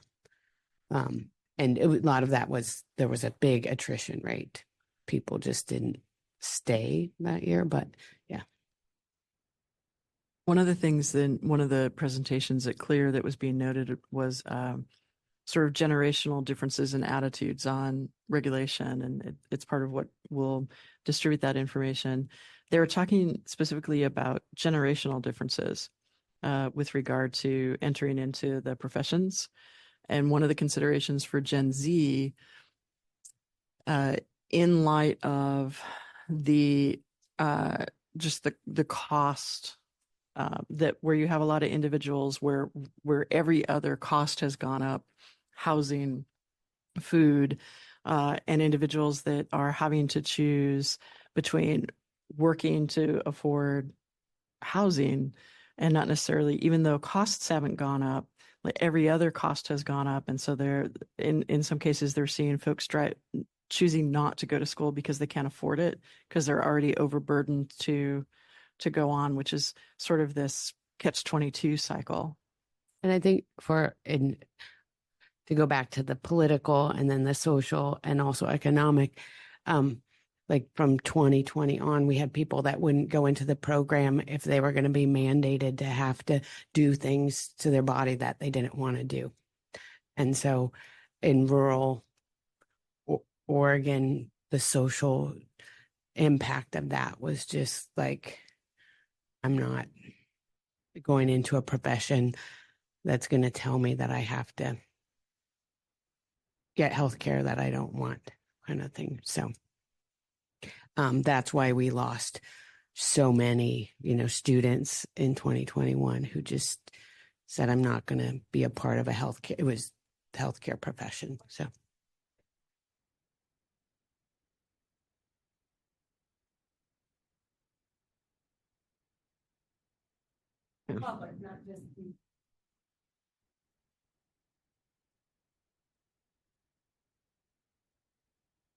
If you put a header for social, Gayla. And I think you're right. I think the pandemic, everything the last several years there's been a social cultural impact that has been lasting, those differences that are still lingering.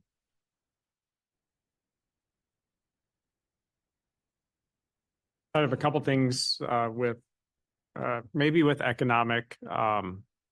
Michelle, you presented and you asked this question a few months ago about what's the value of license renewal, and that's really been sticking with me.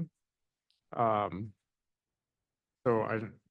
we charge money to renew a license. What is the value to renewing the license? I don't have the answer, but I think that's an appropriate question.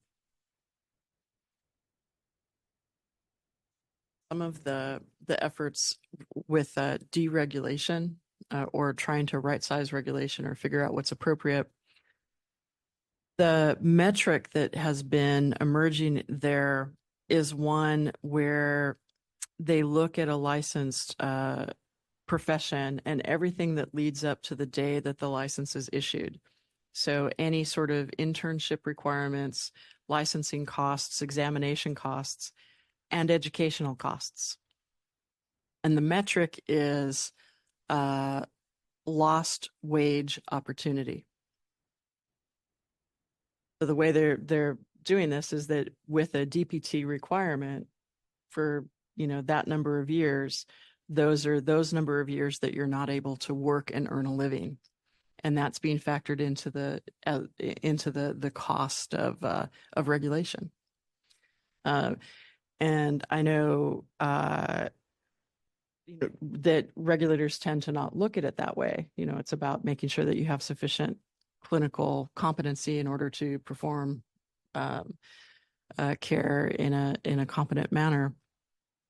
But from many legislators and many individuals, it is seen as barrier. And then that's where the key question is what's necessary and what is unnecessary.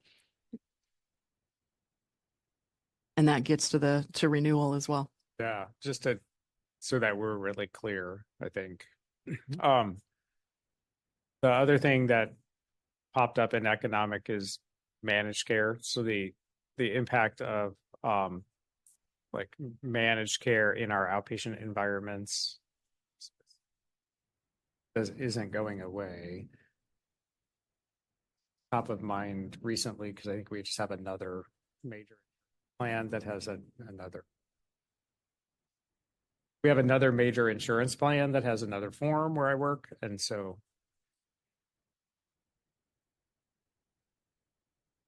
administrative burden, but it's also a limiter in care thing with that. But in general, like all of these things help. And there's is about the, I know in all across Oregon, it's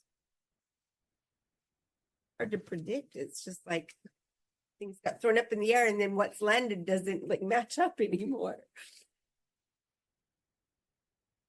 We have had some reports of impacts where from an economic perspective and limits on visits and use of billing codes where patients they're losing access to physical therapy care because a different provider is billing to physical therapy. And so it reduces their number of visits, even though the patient has no awareness that if they went to a chiropractor or a massage therapist as well, and they bill to physical therapy, then they can't get a referral to physical therapy when they need it because it had already been used up.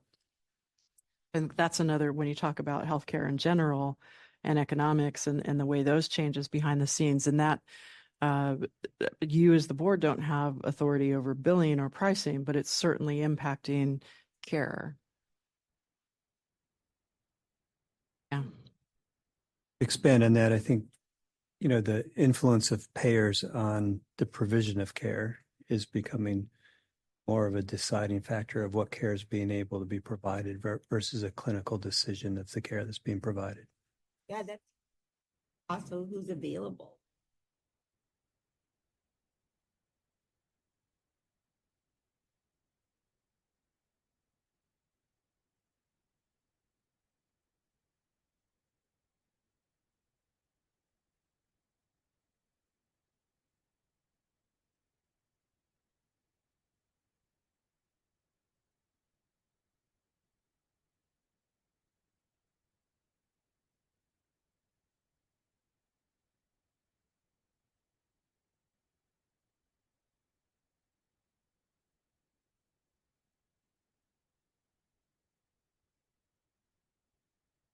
Access to care is a big barrier to access.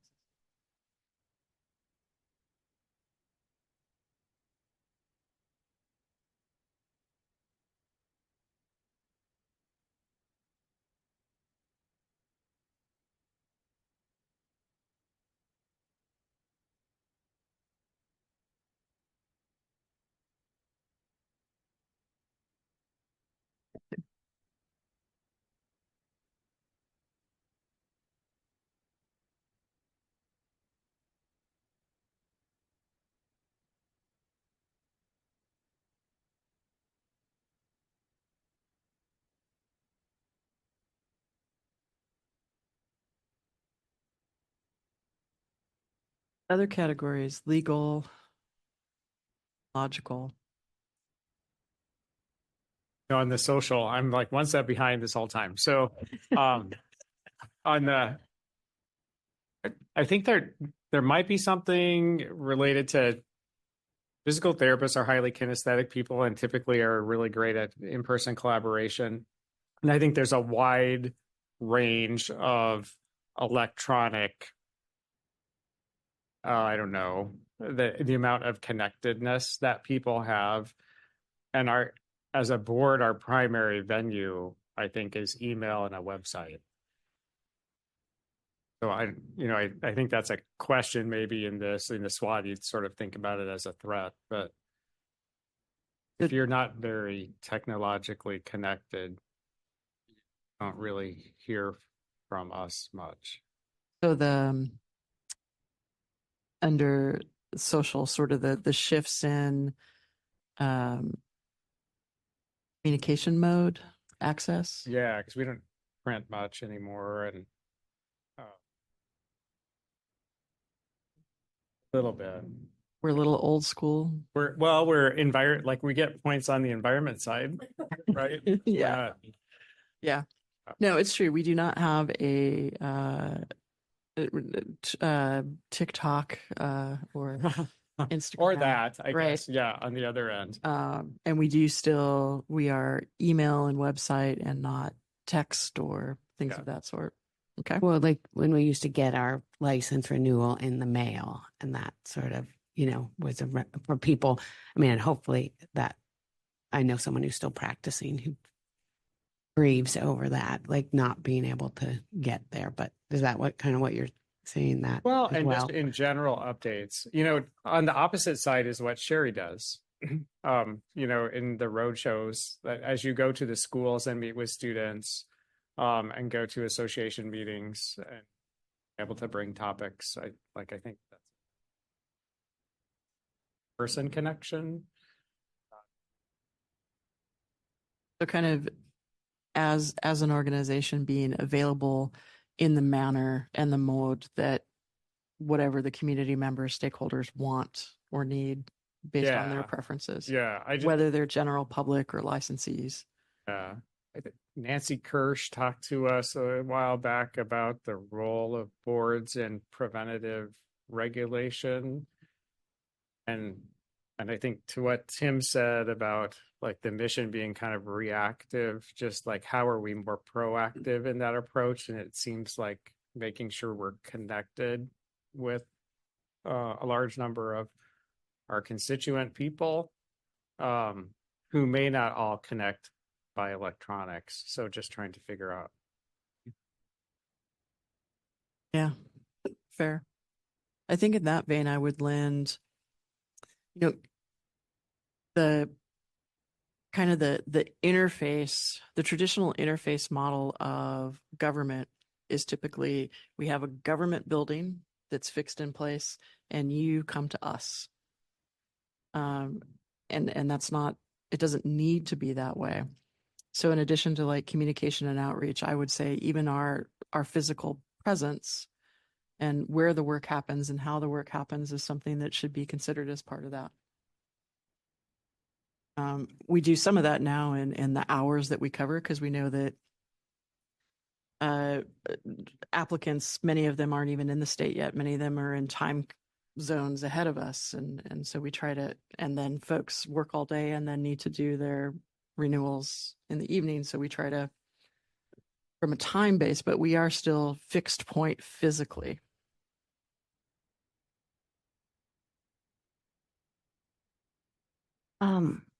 I'm really appreciating this conversation. When the blank form went up, I was like panicked. I'm like, I don't even know where to start. But what I'm hearing, like the through line, is that there's like we're always talking about access to care, and we're talking a lot about demographics, like our aging client demographic, and maybe the progression of the new providers coming in, how they communicate differently, and then also the other through line is like inclusivity, like how we can be accessible to this like wide range of people that we're trying to serve and treat. I don't really have anything to say there other than that, like I'm hearing a lot in that social category about how we can make ourselves available to the greater population.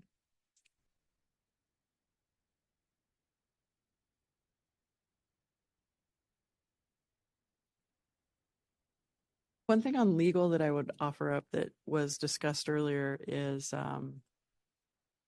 under legal, I think one of the things that we could do, since many of the legal or the laws or the statutes and rules.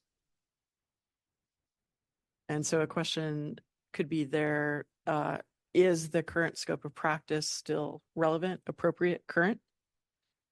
And are there things that should be considered where there's something that isn't able to, that's become a norm elsewhere in the US that isn't applicable in Oregon? I know one of the things that's been discussed in your sessions, you've talked about ordering imaging or prescribing authority or things of this sort that you're seeing more and more in other jurisdictions that are not legal in Oregon at this time.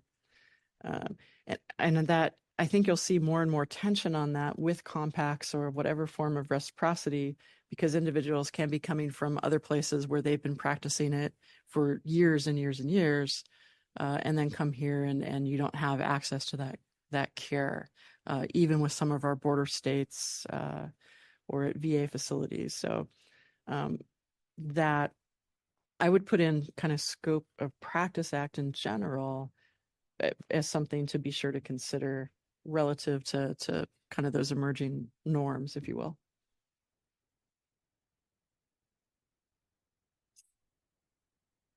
Something.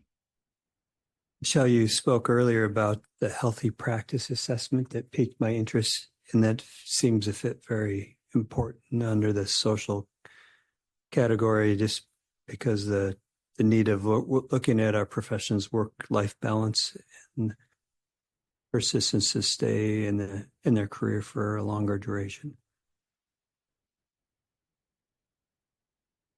Very critical. There's such an epidemic of burnout. The average life cycle. Before entry to exit of career? Yeah. Know that I would have the average. I think the workforce data survey that there does seem to be an increase in the number of folks that are saying that they want to reduce practice hours or are planning retirement. It's relative, not as high as funeral directors as far as average age of practitioner, but it's fairly high. So demographic wise, are there more males or females, or is it evenly split? More females generally, not evenly split. Because my industry is completely flipped. Yeah. All the guys are gone and it's all females now.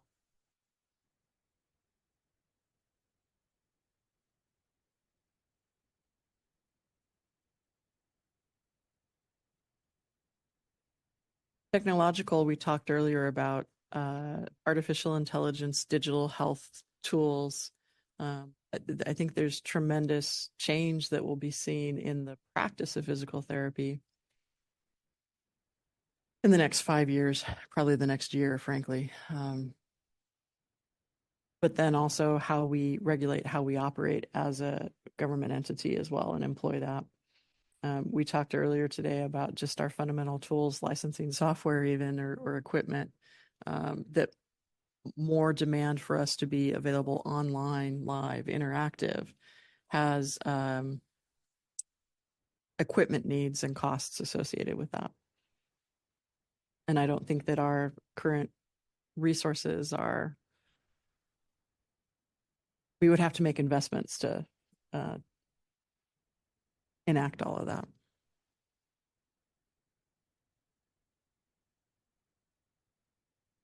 Environmental. Oh, another piece on technological, I apologize, that you have talked about previously is telehealth, telepractice.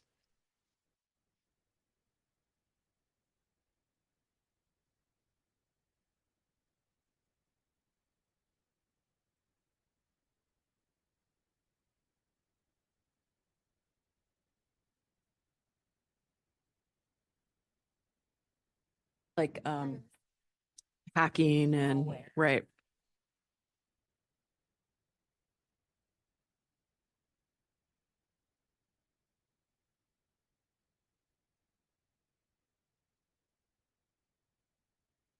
Good point. I to the conference, I had layover in Seattle, and the Port of Seattle had a hack that had taken down many of their systems, and the airport website was still down because they were still working through things.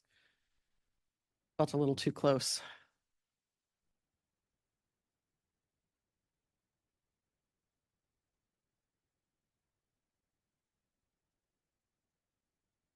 And I'll just throw up, not to stop anyone from these categories, but the last category is the environmental.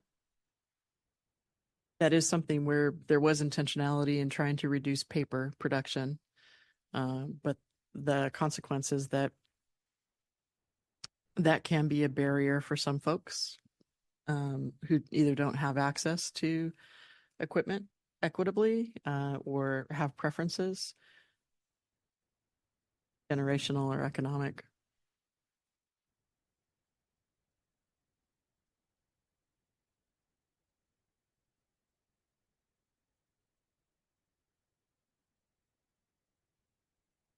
Trying to balancing environmental footprint with equitable access to board services. How's that? Okay. Great translator. Comment. Okay.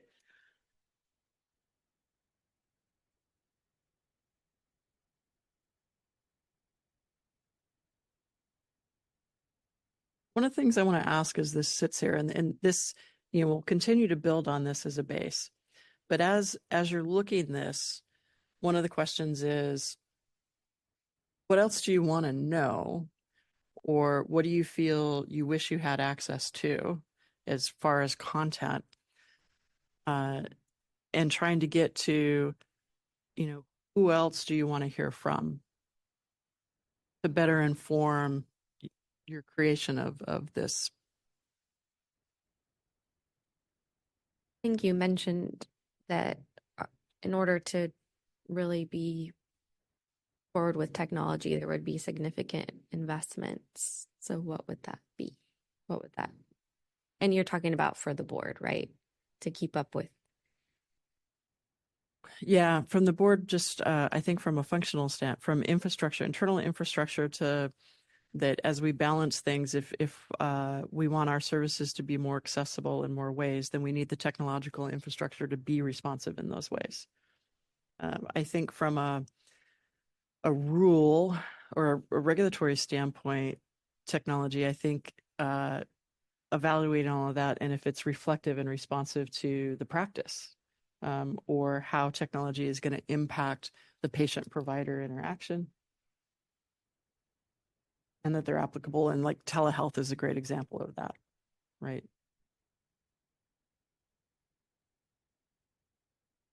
What other voices do you want to be sure you bring in to help inform your discussion here?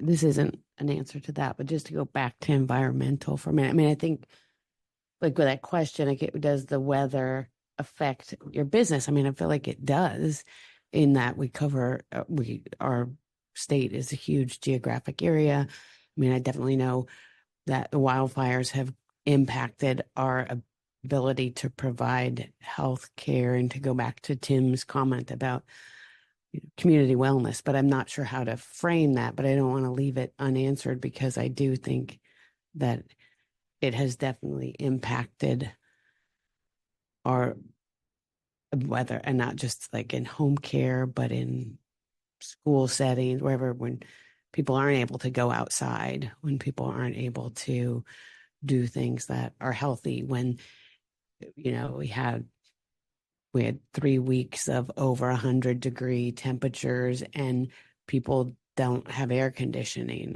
And I don't know, there are definitely some impacts on being able to provide physical therapy and help people move in some extreme weather situations. I don't know. Yeah, so go ahead. Oh, Sarah.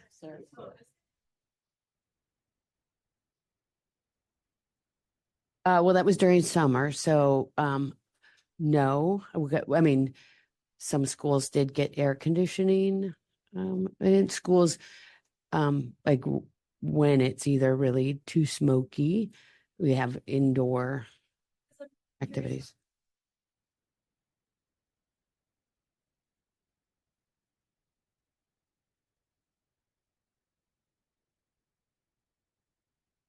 Right. Yeah.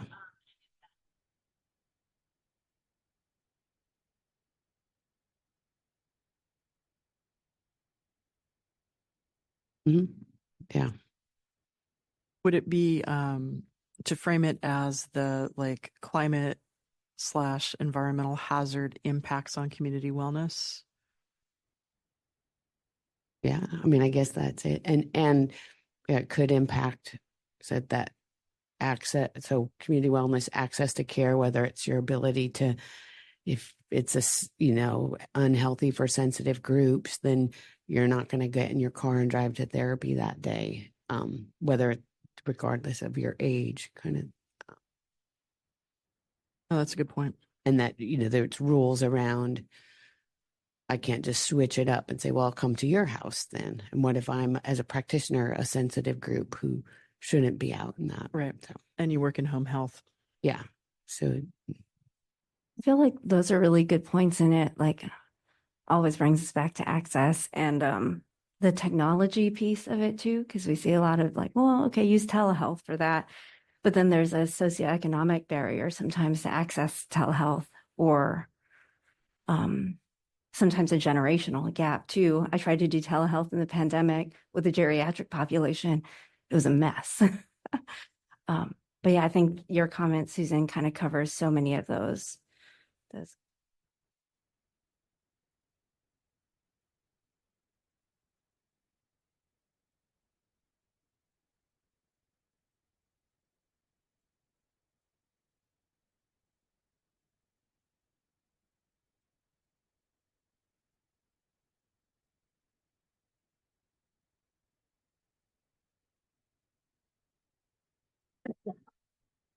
Yeah, and part of the Not good. yeah, this becomes like a kind of a reference thing that as you're developing the rest of your plan, this is the thing that's like on the wall that you look back to do exactly this balance of through lines. Make sure that you're taking all of these things into consideration. So there's no right or wrong number of bullets or anything else. I think it's a good mix, and that's how you'll continue to use this. And as you get further community input into that, this is something that you can have available so that as others look at this from their lived experiences and can help reflect back to you what maybe could be added to that or other connections or through lines that they may see that they'd like you to consider as you continue your work. But that's part of how this will continue to be used and evolve. And frankly, if a strategic plan is a living document that you use all the time, this is going to change. Something's going to happen that you can then update it, or it'll become a bigger bullet point or a smaller bullet point. So this also will be a living piece of it. If it's okay, I'd like to have Gayla switch the board to the empty side and ask Sarah to empty on the other side. Yeah. Go to the next slide, Sarah. The SWOT.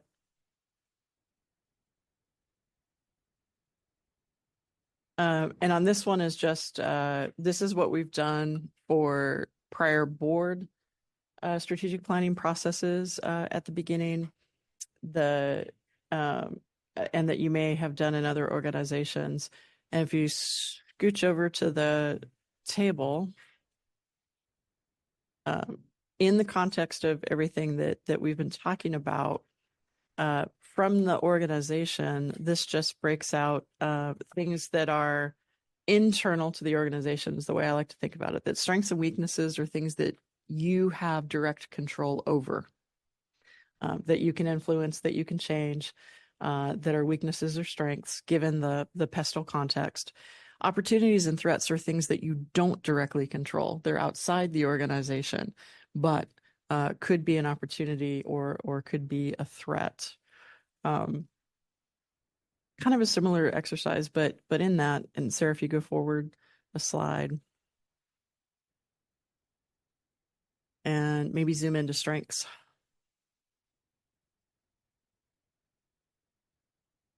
So internally, what about the organization will help you achieve your goals, and the resources or capabilities that would contribute to success. Weaknesses in that context.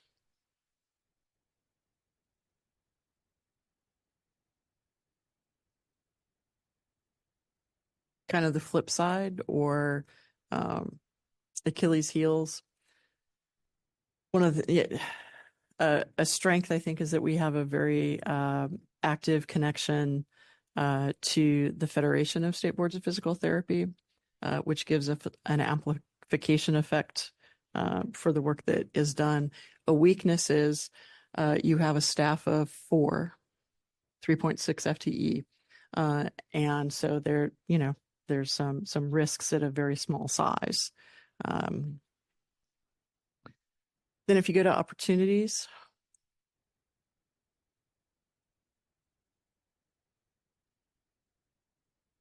if we look at the pestle and you think through, I know our pestle was, a lot of that was sort of like things that could be negative in the way that we walked through it. But if you look at that, or where there might be opportunities, technology could provide the opportunity at a lower cost to provide more access in the services that you do. What are we seeing happening that would be opportunities for us to put things in place? And then threats, of course, are on the other side. Things that could happen and be disruptive, over which we have no direct control, but maybe could be something that you want to try to influence if possible, or at least mitigate against.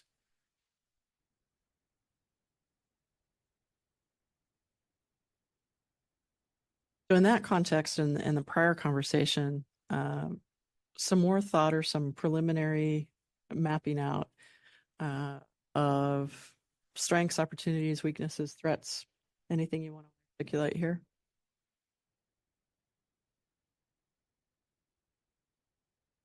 While you're thinking that through, I'll throw up an opportunity. I think we talked about AI and emerging technologies.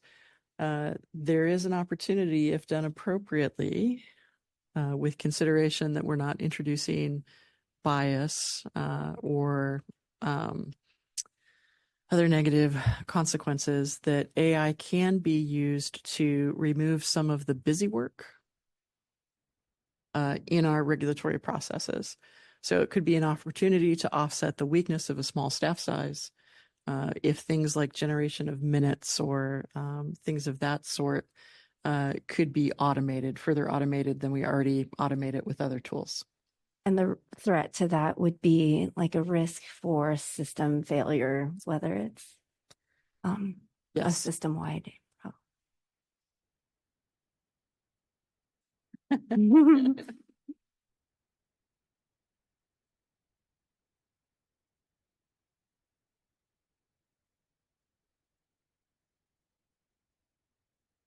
I think the threat is the reimbursement and that kind of thing. Cost of college for therapists.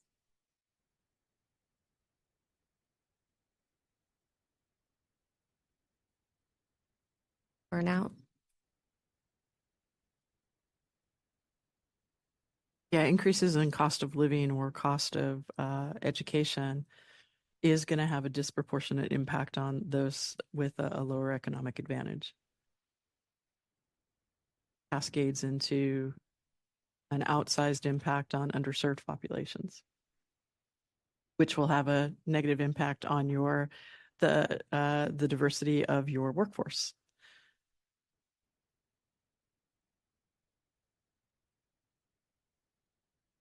I just wanted to throw out the telehealth, because I think you can put telehealth in all these categories. I mean, it sounds great and I want it to be great, but then I worry about the quality of what's delivered via telehealth and how it's delivered. And like Hoku brought up, how people can actually access it. My parents have like a telehealth appointment a week and they can't do it if I'm not there. There's no way. After 6 months of telehealth appointments, they still cannot do it if I'm not there. So that's a big deal. Like they can't get it, you know? So, and then the quality of what comes out is like, I get these questions all the time. It's like, well, can a PT do an evaluation and the OT is the one that's actually doing it? You know, the PT is walking them through it, or they're walking through an aid to do it with the patient because they're not at home health, you know, they're in a nursing home or something. So it's like, I know the idea is great, but are we getting less quality out of it?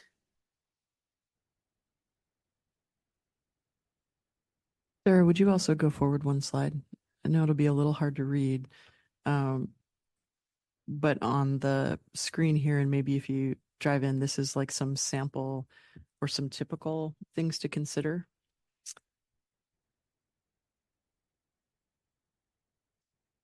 A non-blank page reference point. Thank you. I appreciate that. Yeah.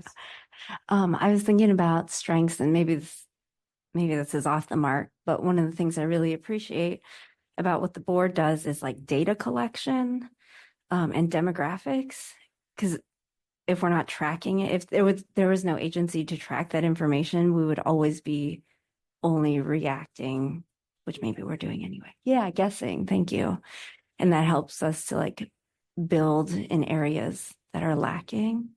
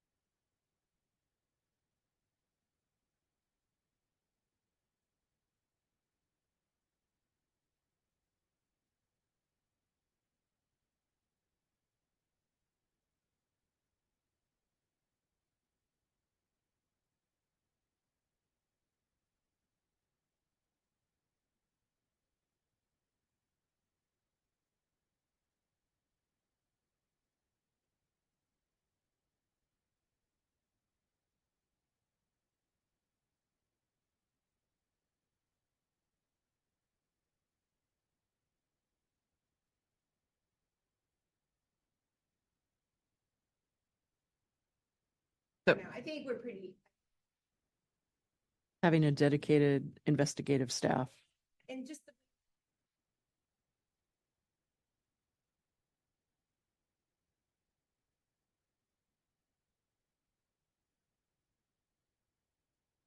And I would say that like the expertise in that, there was the thing about low turnover on the staff, the small staff, but that it is, I mean, the awards that you're getting, that you've gotten, I think that speaks to that quality of the small staff, that it is a highly qualified, skilled staff. To add on to that, I would say also that we have community members on the board, because that's not always true.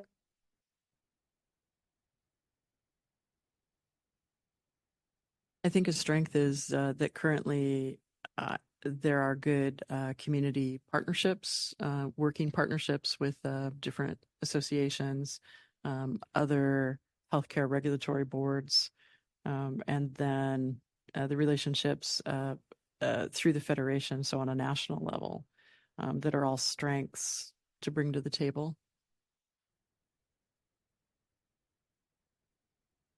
Not every jurisdiction has positive working relationships with all community members.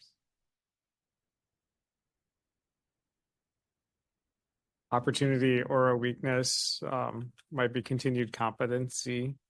So right now, we mandate continuing education credits, and we've known for decades that that's not a measure of competency. And so I think a weakness is that we use education as a measure for competency, and an opportunity might be to think about how we could measure or promote competency. And then the second thing this might be a threat. Costs of providing care are increasing. So salaries, other costs are increasing, and our population is aging. So we have a higher percentage of patients with Medicare. So, like where I work, more than half of our patient population has Medicare or Medicaid. And so at some point, the cost per visit line crosses what you're actually paid for. And so that I think the threat is then, well, and it may not be a threat, but the threat is that you have more extenders. That one-on-one care between a physical therapist and a patient becomes less feasible long-term, depending on what your costs are. And the threat is that you then start to utilize non-therapists. Opportunity might be you start to utilize physical therapist assistants more practices that don't have them. Not good at summarizing when I talk. Just made me think of something with the threat, and it's sort of the threats are the things outside of your agency. Because just the size of our state, it's huge, and to be able to provide that quality care. There was just a thing in the APTA magazine that just came out, but what Alaska did to address some of that, and they worked with it was more through their APTA, but we have a huge state, and how do we, when we think about our mission for all those receiving care in Oregon, and how you match that for someone in Harney County that may have one PT in the whole county, or so I think that's there are opportunities through AI, through telehealth, through partnerships, that through, like we're saying, promoting, maybe the article in the APTA magazine talked about, pro bono clinics and things like that, and how they addressed, again, like Kuku was saying, access to care, but it's different if you live in Rhode Island, where it's a smaller state, the denser population. So Maybe Sarah, under opportunities, the partnerships, right? It's been discussed in different ways, but an opportunity to, even though staff and focused on a single discipline, to through partnership potentially influence things that we wouldn't be able to at that level. And I think the same is true for, we've talked about with sexual misconduct, we've talked about the value for having a complainant advocate through the process that's outside the board. We are a small board with limited resources, and so an opportunity for that kind of partnership as well, to extend our ability to provide services or accomplish things through collaboration with other agencies, in this case, to co-share those kinds of resources that we couldn't otherwise fund just on our own. I do also, I would be remiss if I didn't ask you to put under weaknesses that we want to do too much. I will be the first to say, and this is also a personal weakness, that there is a desire to do it all. And so I think that can be a weakness.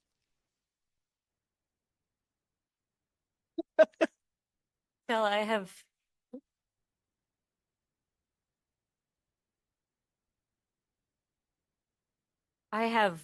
sorry, is my mic picking me up? Yes. Okay. I'm going to put you on the spot a little bit here, Michelle, but because I don't know which category this would fall into, possibly all four, but I think our role as a semi-independent board could easily be a strength, a weakness, or an opportunity, because we do have a little bit more maneuverability with that. But then the flip side of that is that we lack some of the not state support, but the resources that are afforded, and that kind of makes sense. Yeah, I think that's a good call, Sarah. And you're much better at speaking about our role as semi-independent than I am, which is why I thought I would put you on the spot. No, I appreciate that. It is, there are, as a semi-independent agency, there are some processes that are streamlined. That's part of the semi-independent legislation for the entities that are in that. It allows you as an entity to act a little more like a business with some things while still being a government entity. One of the most notable things is the 2.5-year budget approval process that standard agencies go through, whereas you have the ability to do that through rulemaking and typically do it within a couple of months. So you have nearer data in order to make decisions about fees and funding and things of that sort. But it can also be a weakness because sometimes semi-independent agencies get forgotten about because they're not necessarily on the list of the agencies that participate in the budget. And so sometimes we don't get the memo, if you will, about different things and may not have access to the same kinds of resources that are available for entities that are based in the state treasury and go through that process. So it's a good call that it is absolutely both and. And I think what a trend that we've been seeing over the last 10 years really is that a lot of legislation that's come through where semi-independent agencies had more flexibility. And what's been happening is as different laws are passed, they've looped back in semi-independent agencies back into a lot of the same requirements. So a lot of the trying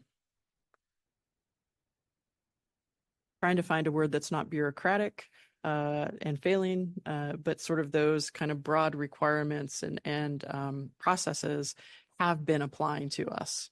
And so we've been in this both and, which has created pressure on the weakness of being a small staff, that it was designed to be more of a or more nimble small business and staffed at that level and funded at that level. But anymore, we have, as you saw in those requirements, exactly the same requirements to produce exactly the same reports that an agency with, 10,000 people would produce.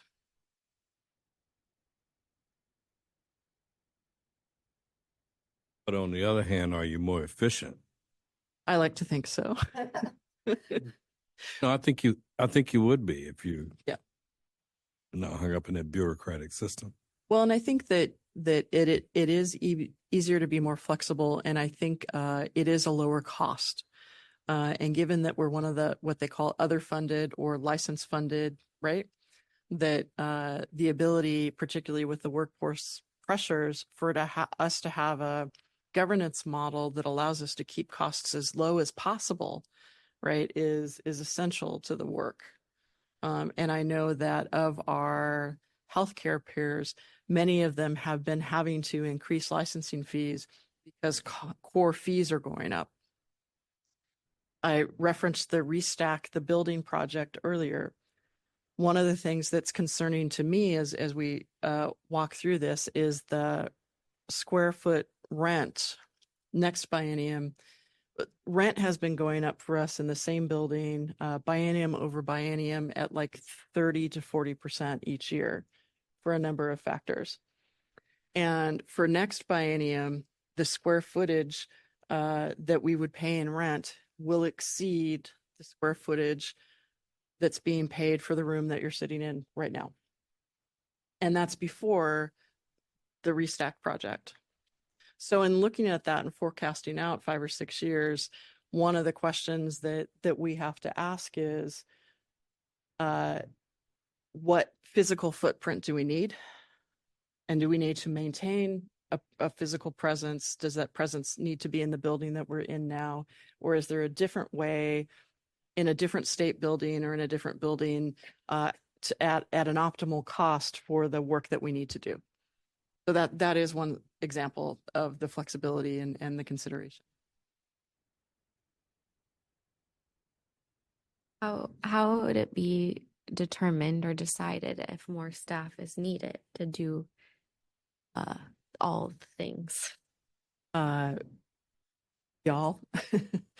Bottom line, you all, and I think through this process, part of it is where the costs now are tied into the services that we're currently providing.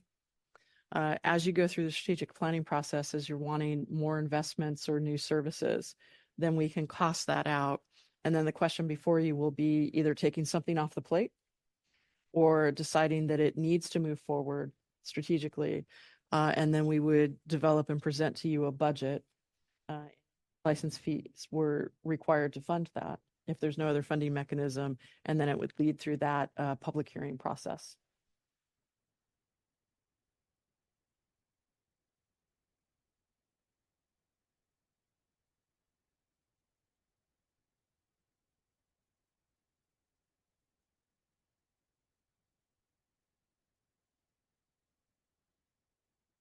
I'm just kind of.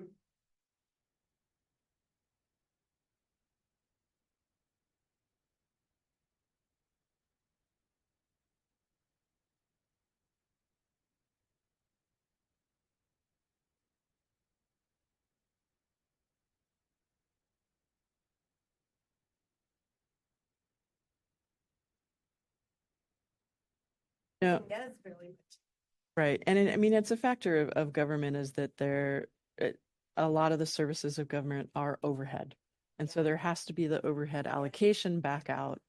Right. And so that's one of the mechanisms and there are different pathways for paying those allocations. I think other costs that have been, like any business's experience, everything that we pay, rent, goods, office supplies, IT services, AGs, fees, everything is going up pretty significantly. Healthcare, right? Benefits. Yeah. And the increase in Stipends. Yep. is going to make a big. But at the same time, we don't want to raise fees unless we need to, right? So it's, yeah, trying to thread that needle. That's where I think threats are definitely inflationary costs. Opportunities are that lead me back to partnerships is what can we do collectively while still retaining our autonomy and flexibility to do what needs to be done? What opportunities are there?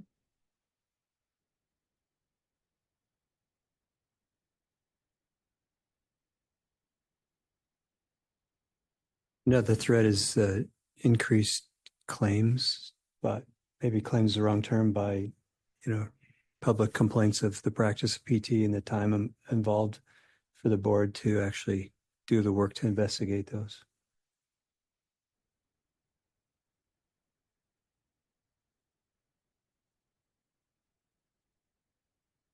I would say like that, like some of the complaints, that's the strength of our connections and like the preventative stuff that I think this board has done, and like the videos that are coming out with being on the committee for boundaries, and hopefully that would go back to decrease those complaints and decrease our costs of investigating.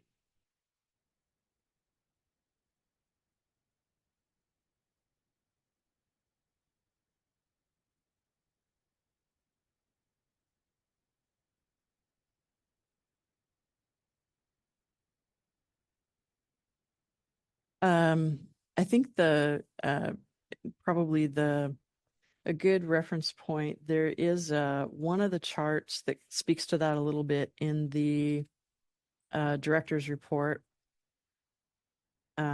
is looking at sort of input and output for cases open and closed per biennium.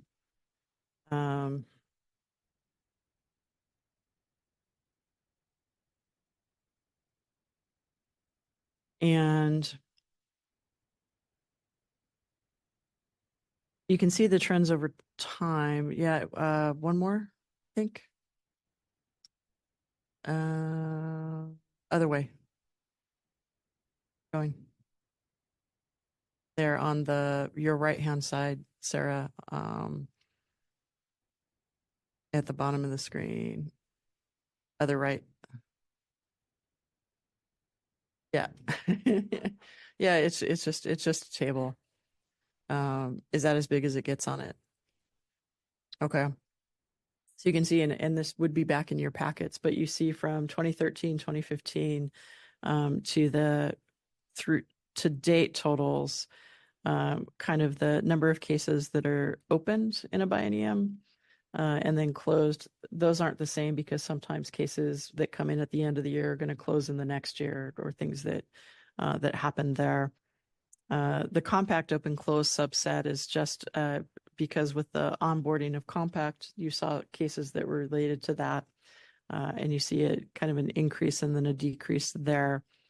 But we're trending maybe a little bit lower than last biennium, but we've still got, it's still above what it used to be, generally speaking.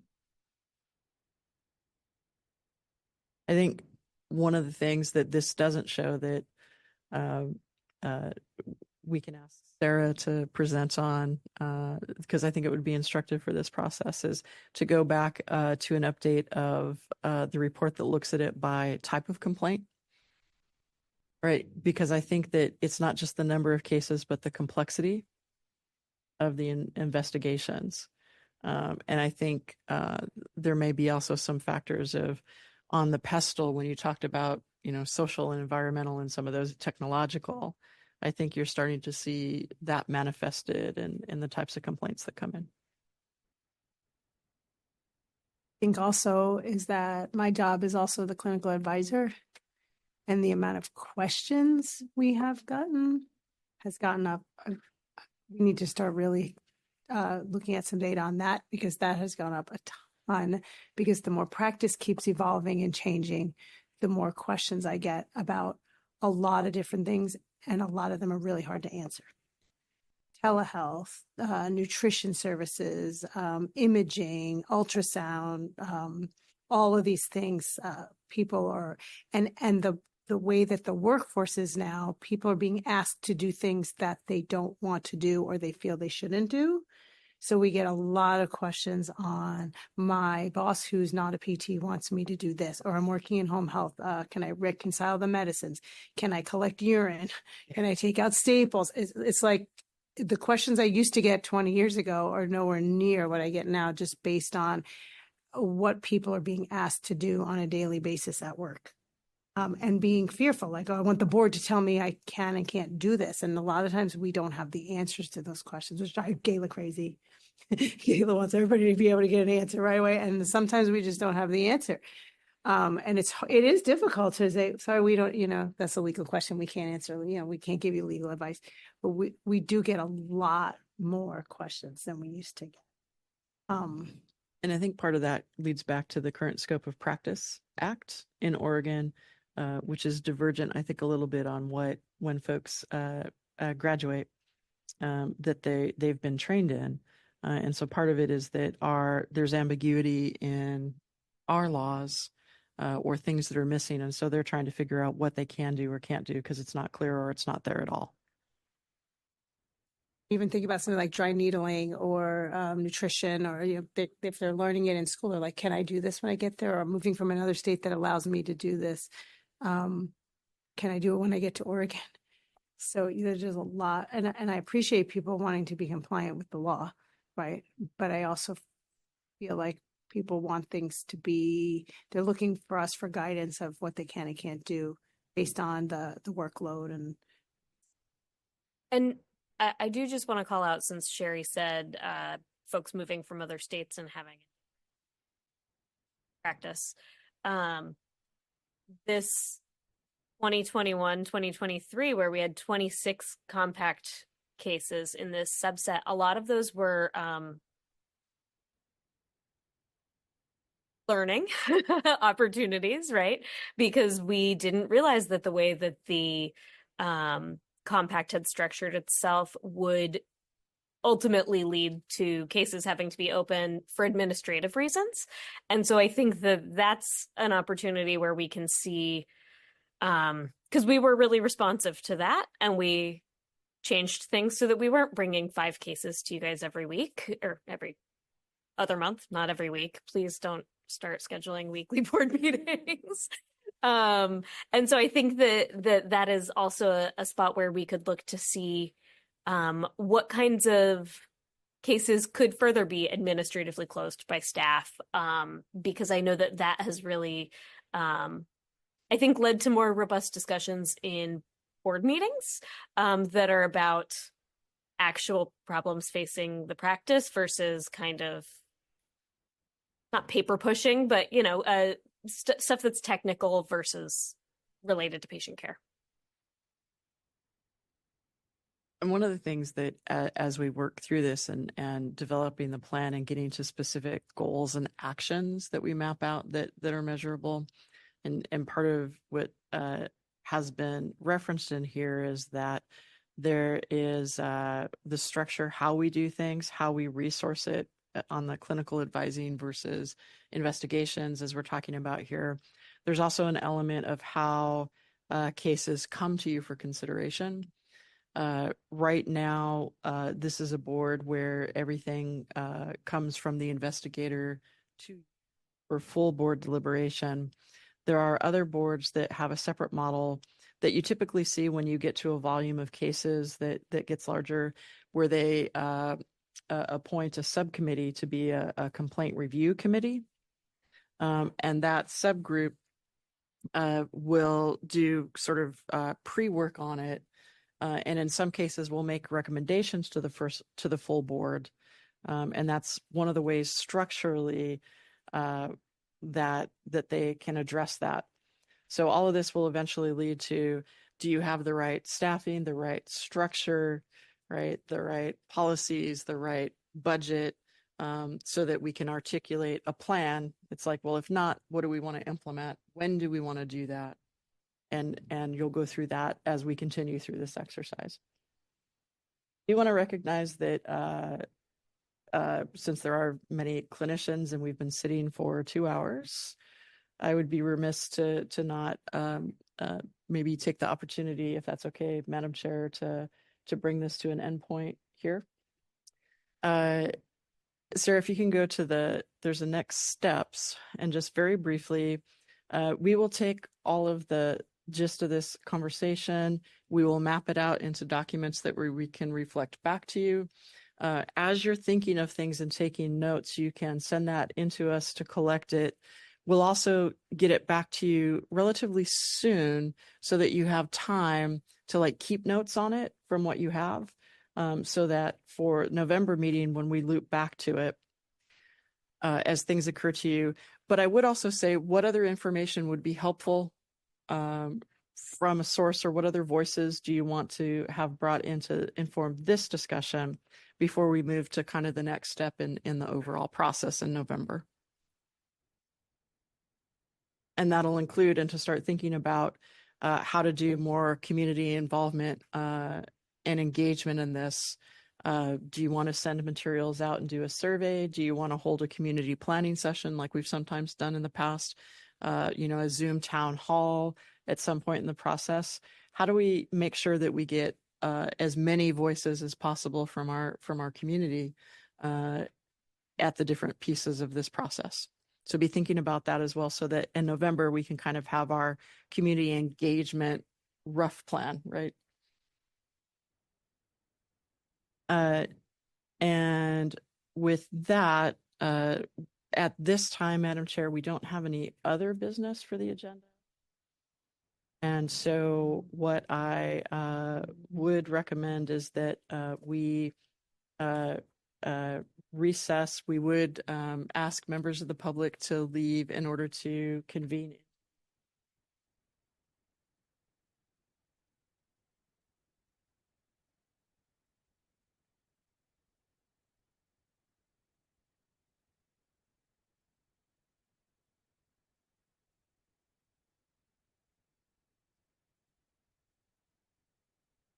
That on the recording.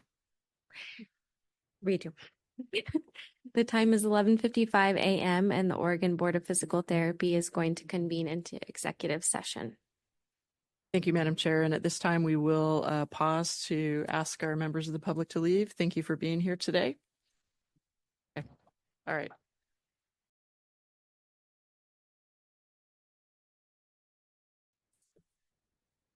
Okay, the time is 4:41 p.m. and the Oregon Board of Physical Therapy is entering into public session.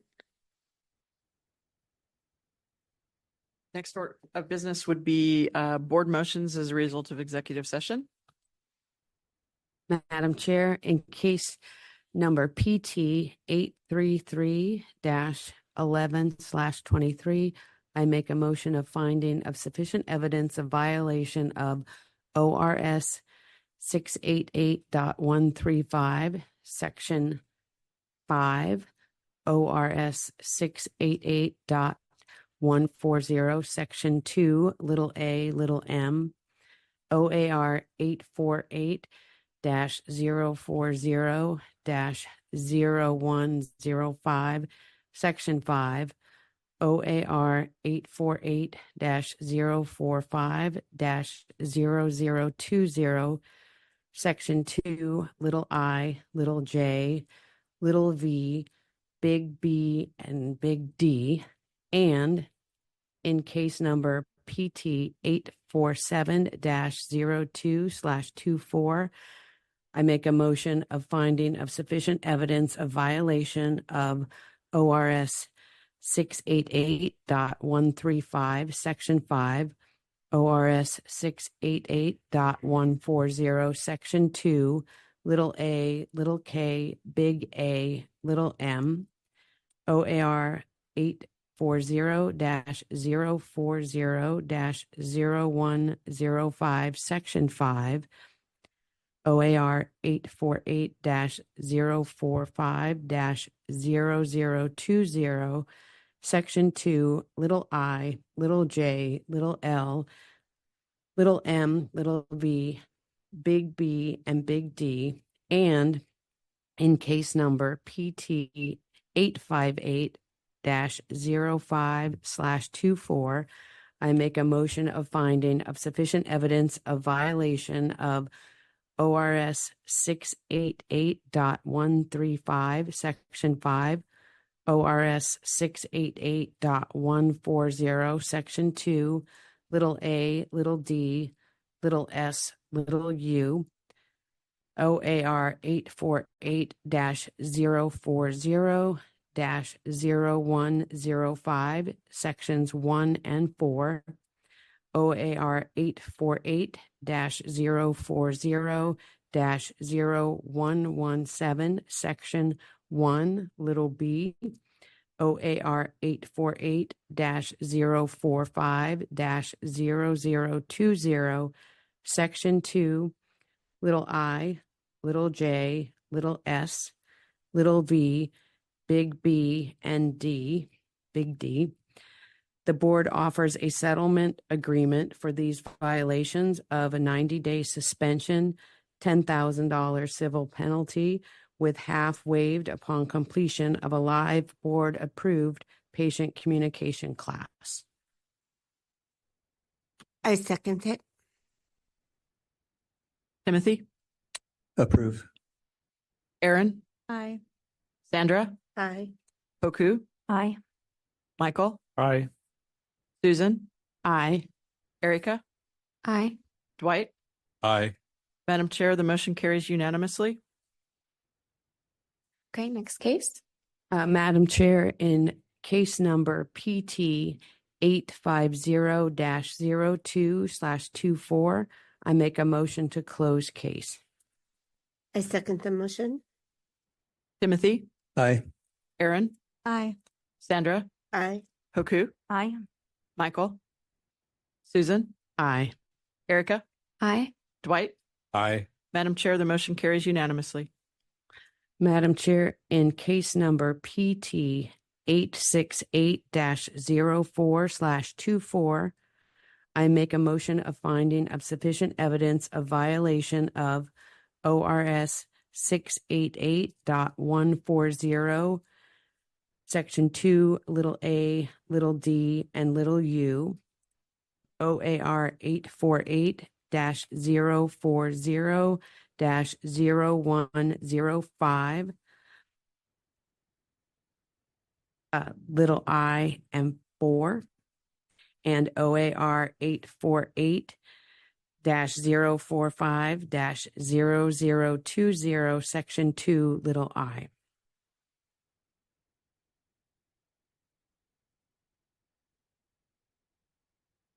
Okay, OAR 848-040-0105, 1 and 4. I second the motion. Timothy, Aye. Aaron, Aye. Sandra, Aye. Hoku, Aye. Michael, Aye. Susan, Aye. Erica, Aye. Dwight. Aye. Madam Chair, the motion carries unanimously. Madam Chair, in case number PT 872-08/24, I make a motion to close case. I second the motion. Timothy, Aye. Aaron, Aye. Sandra, Aye. Hoku, Aye.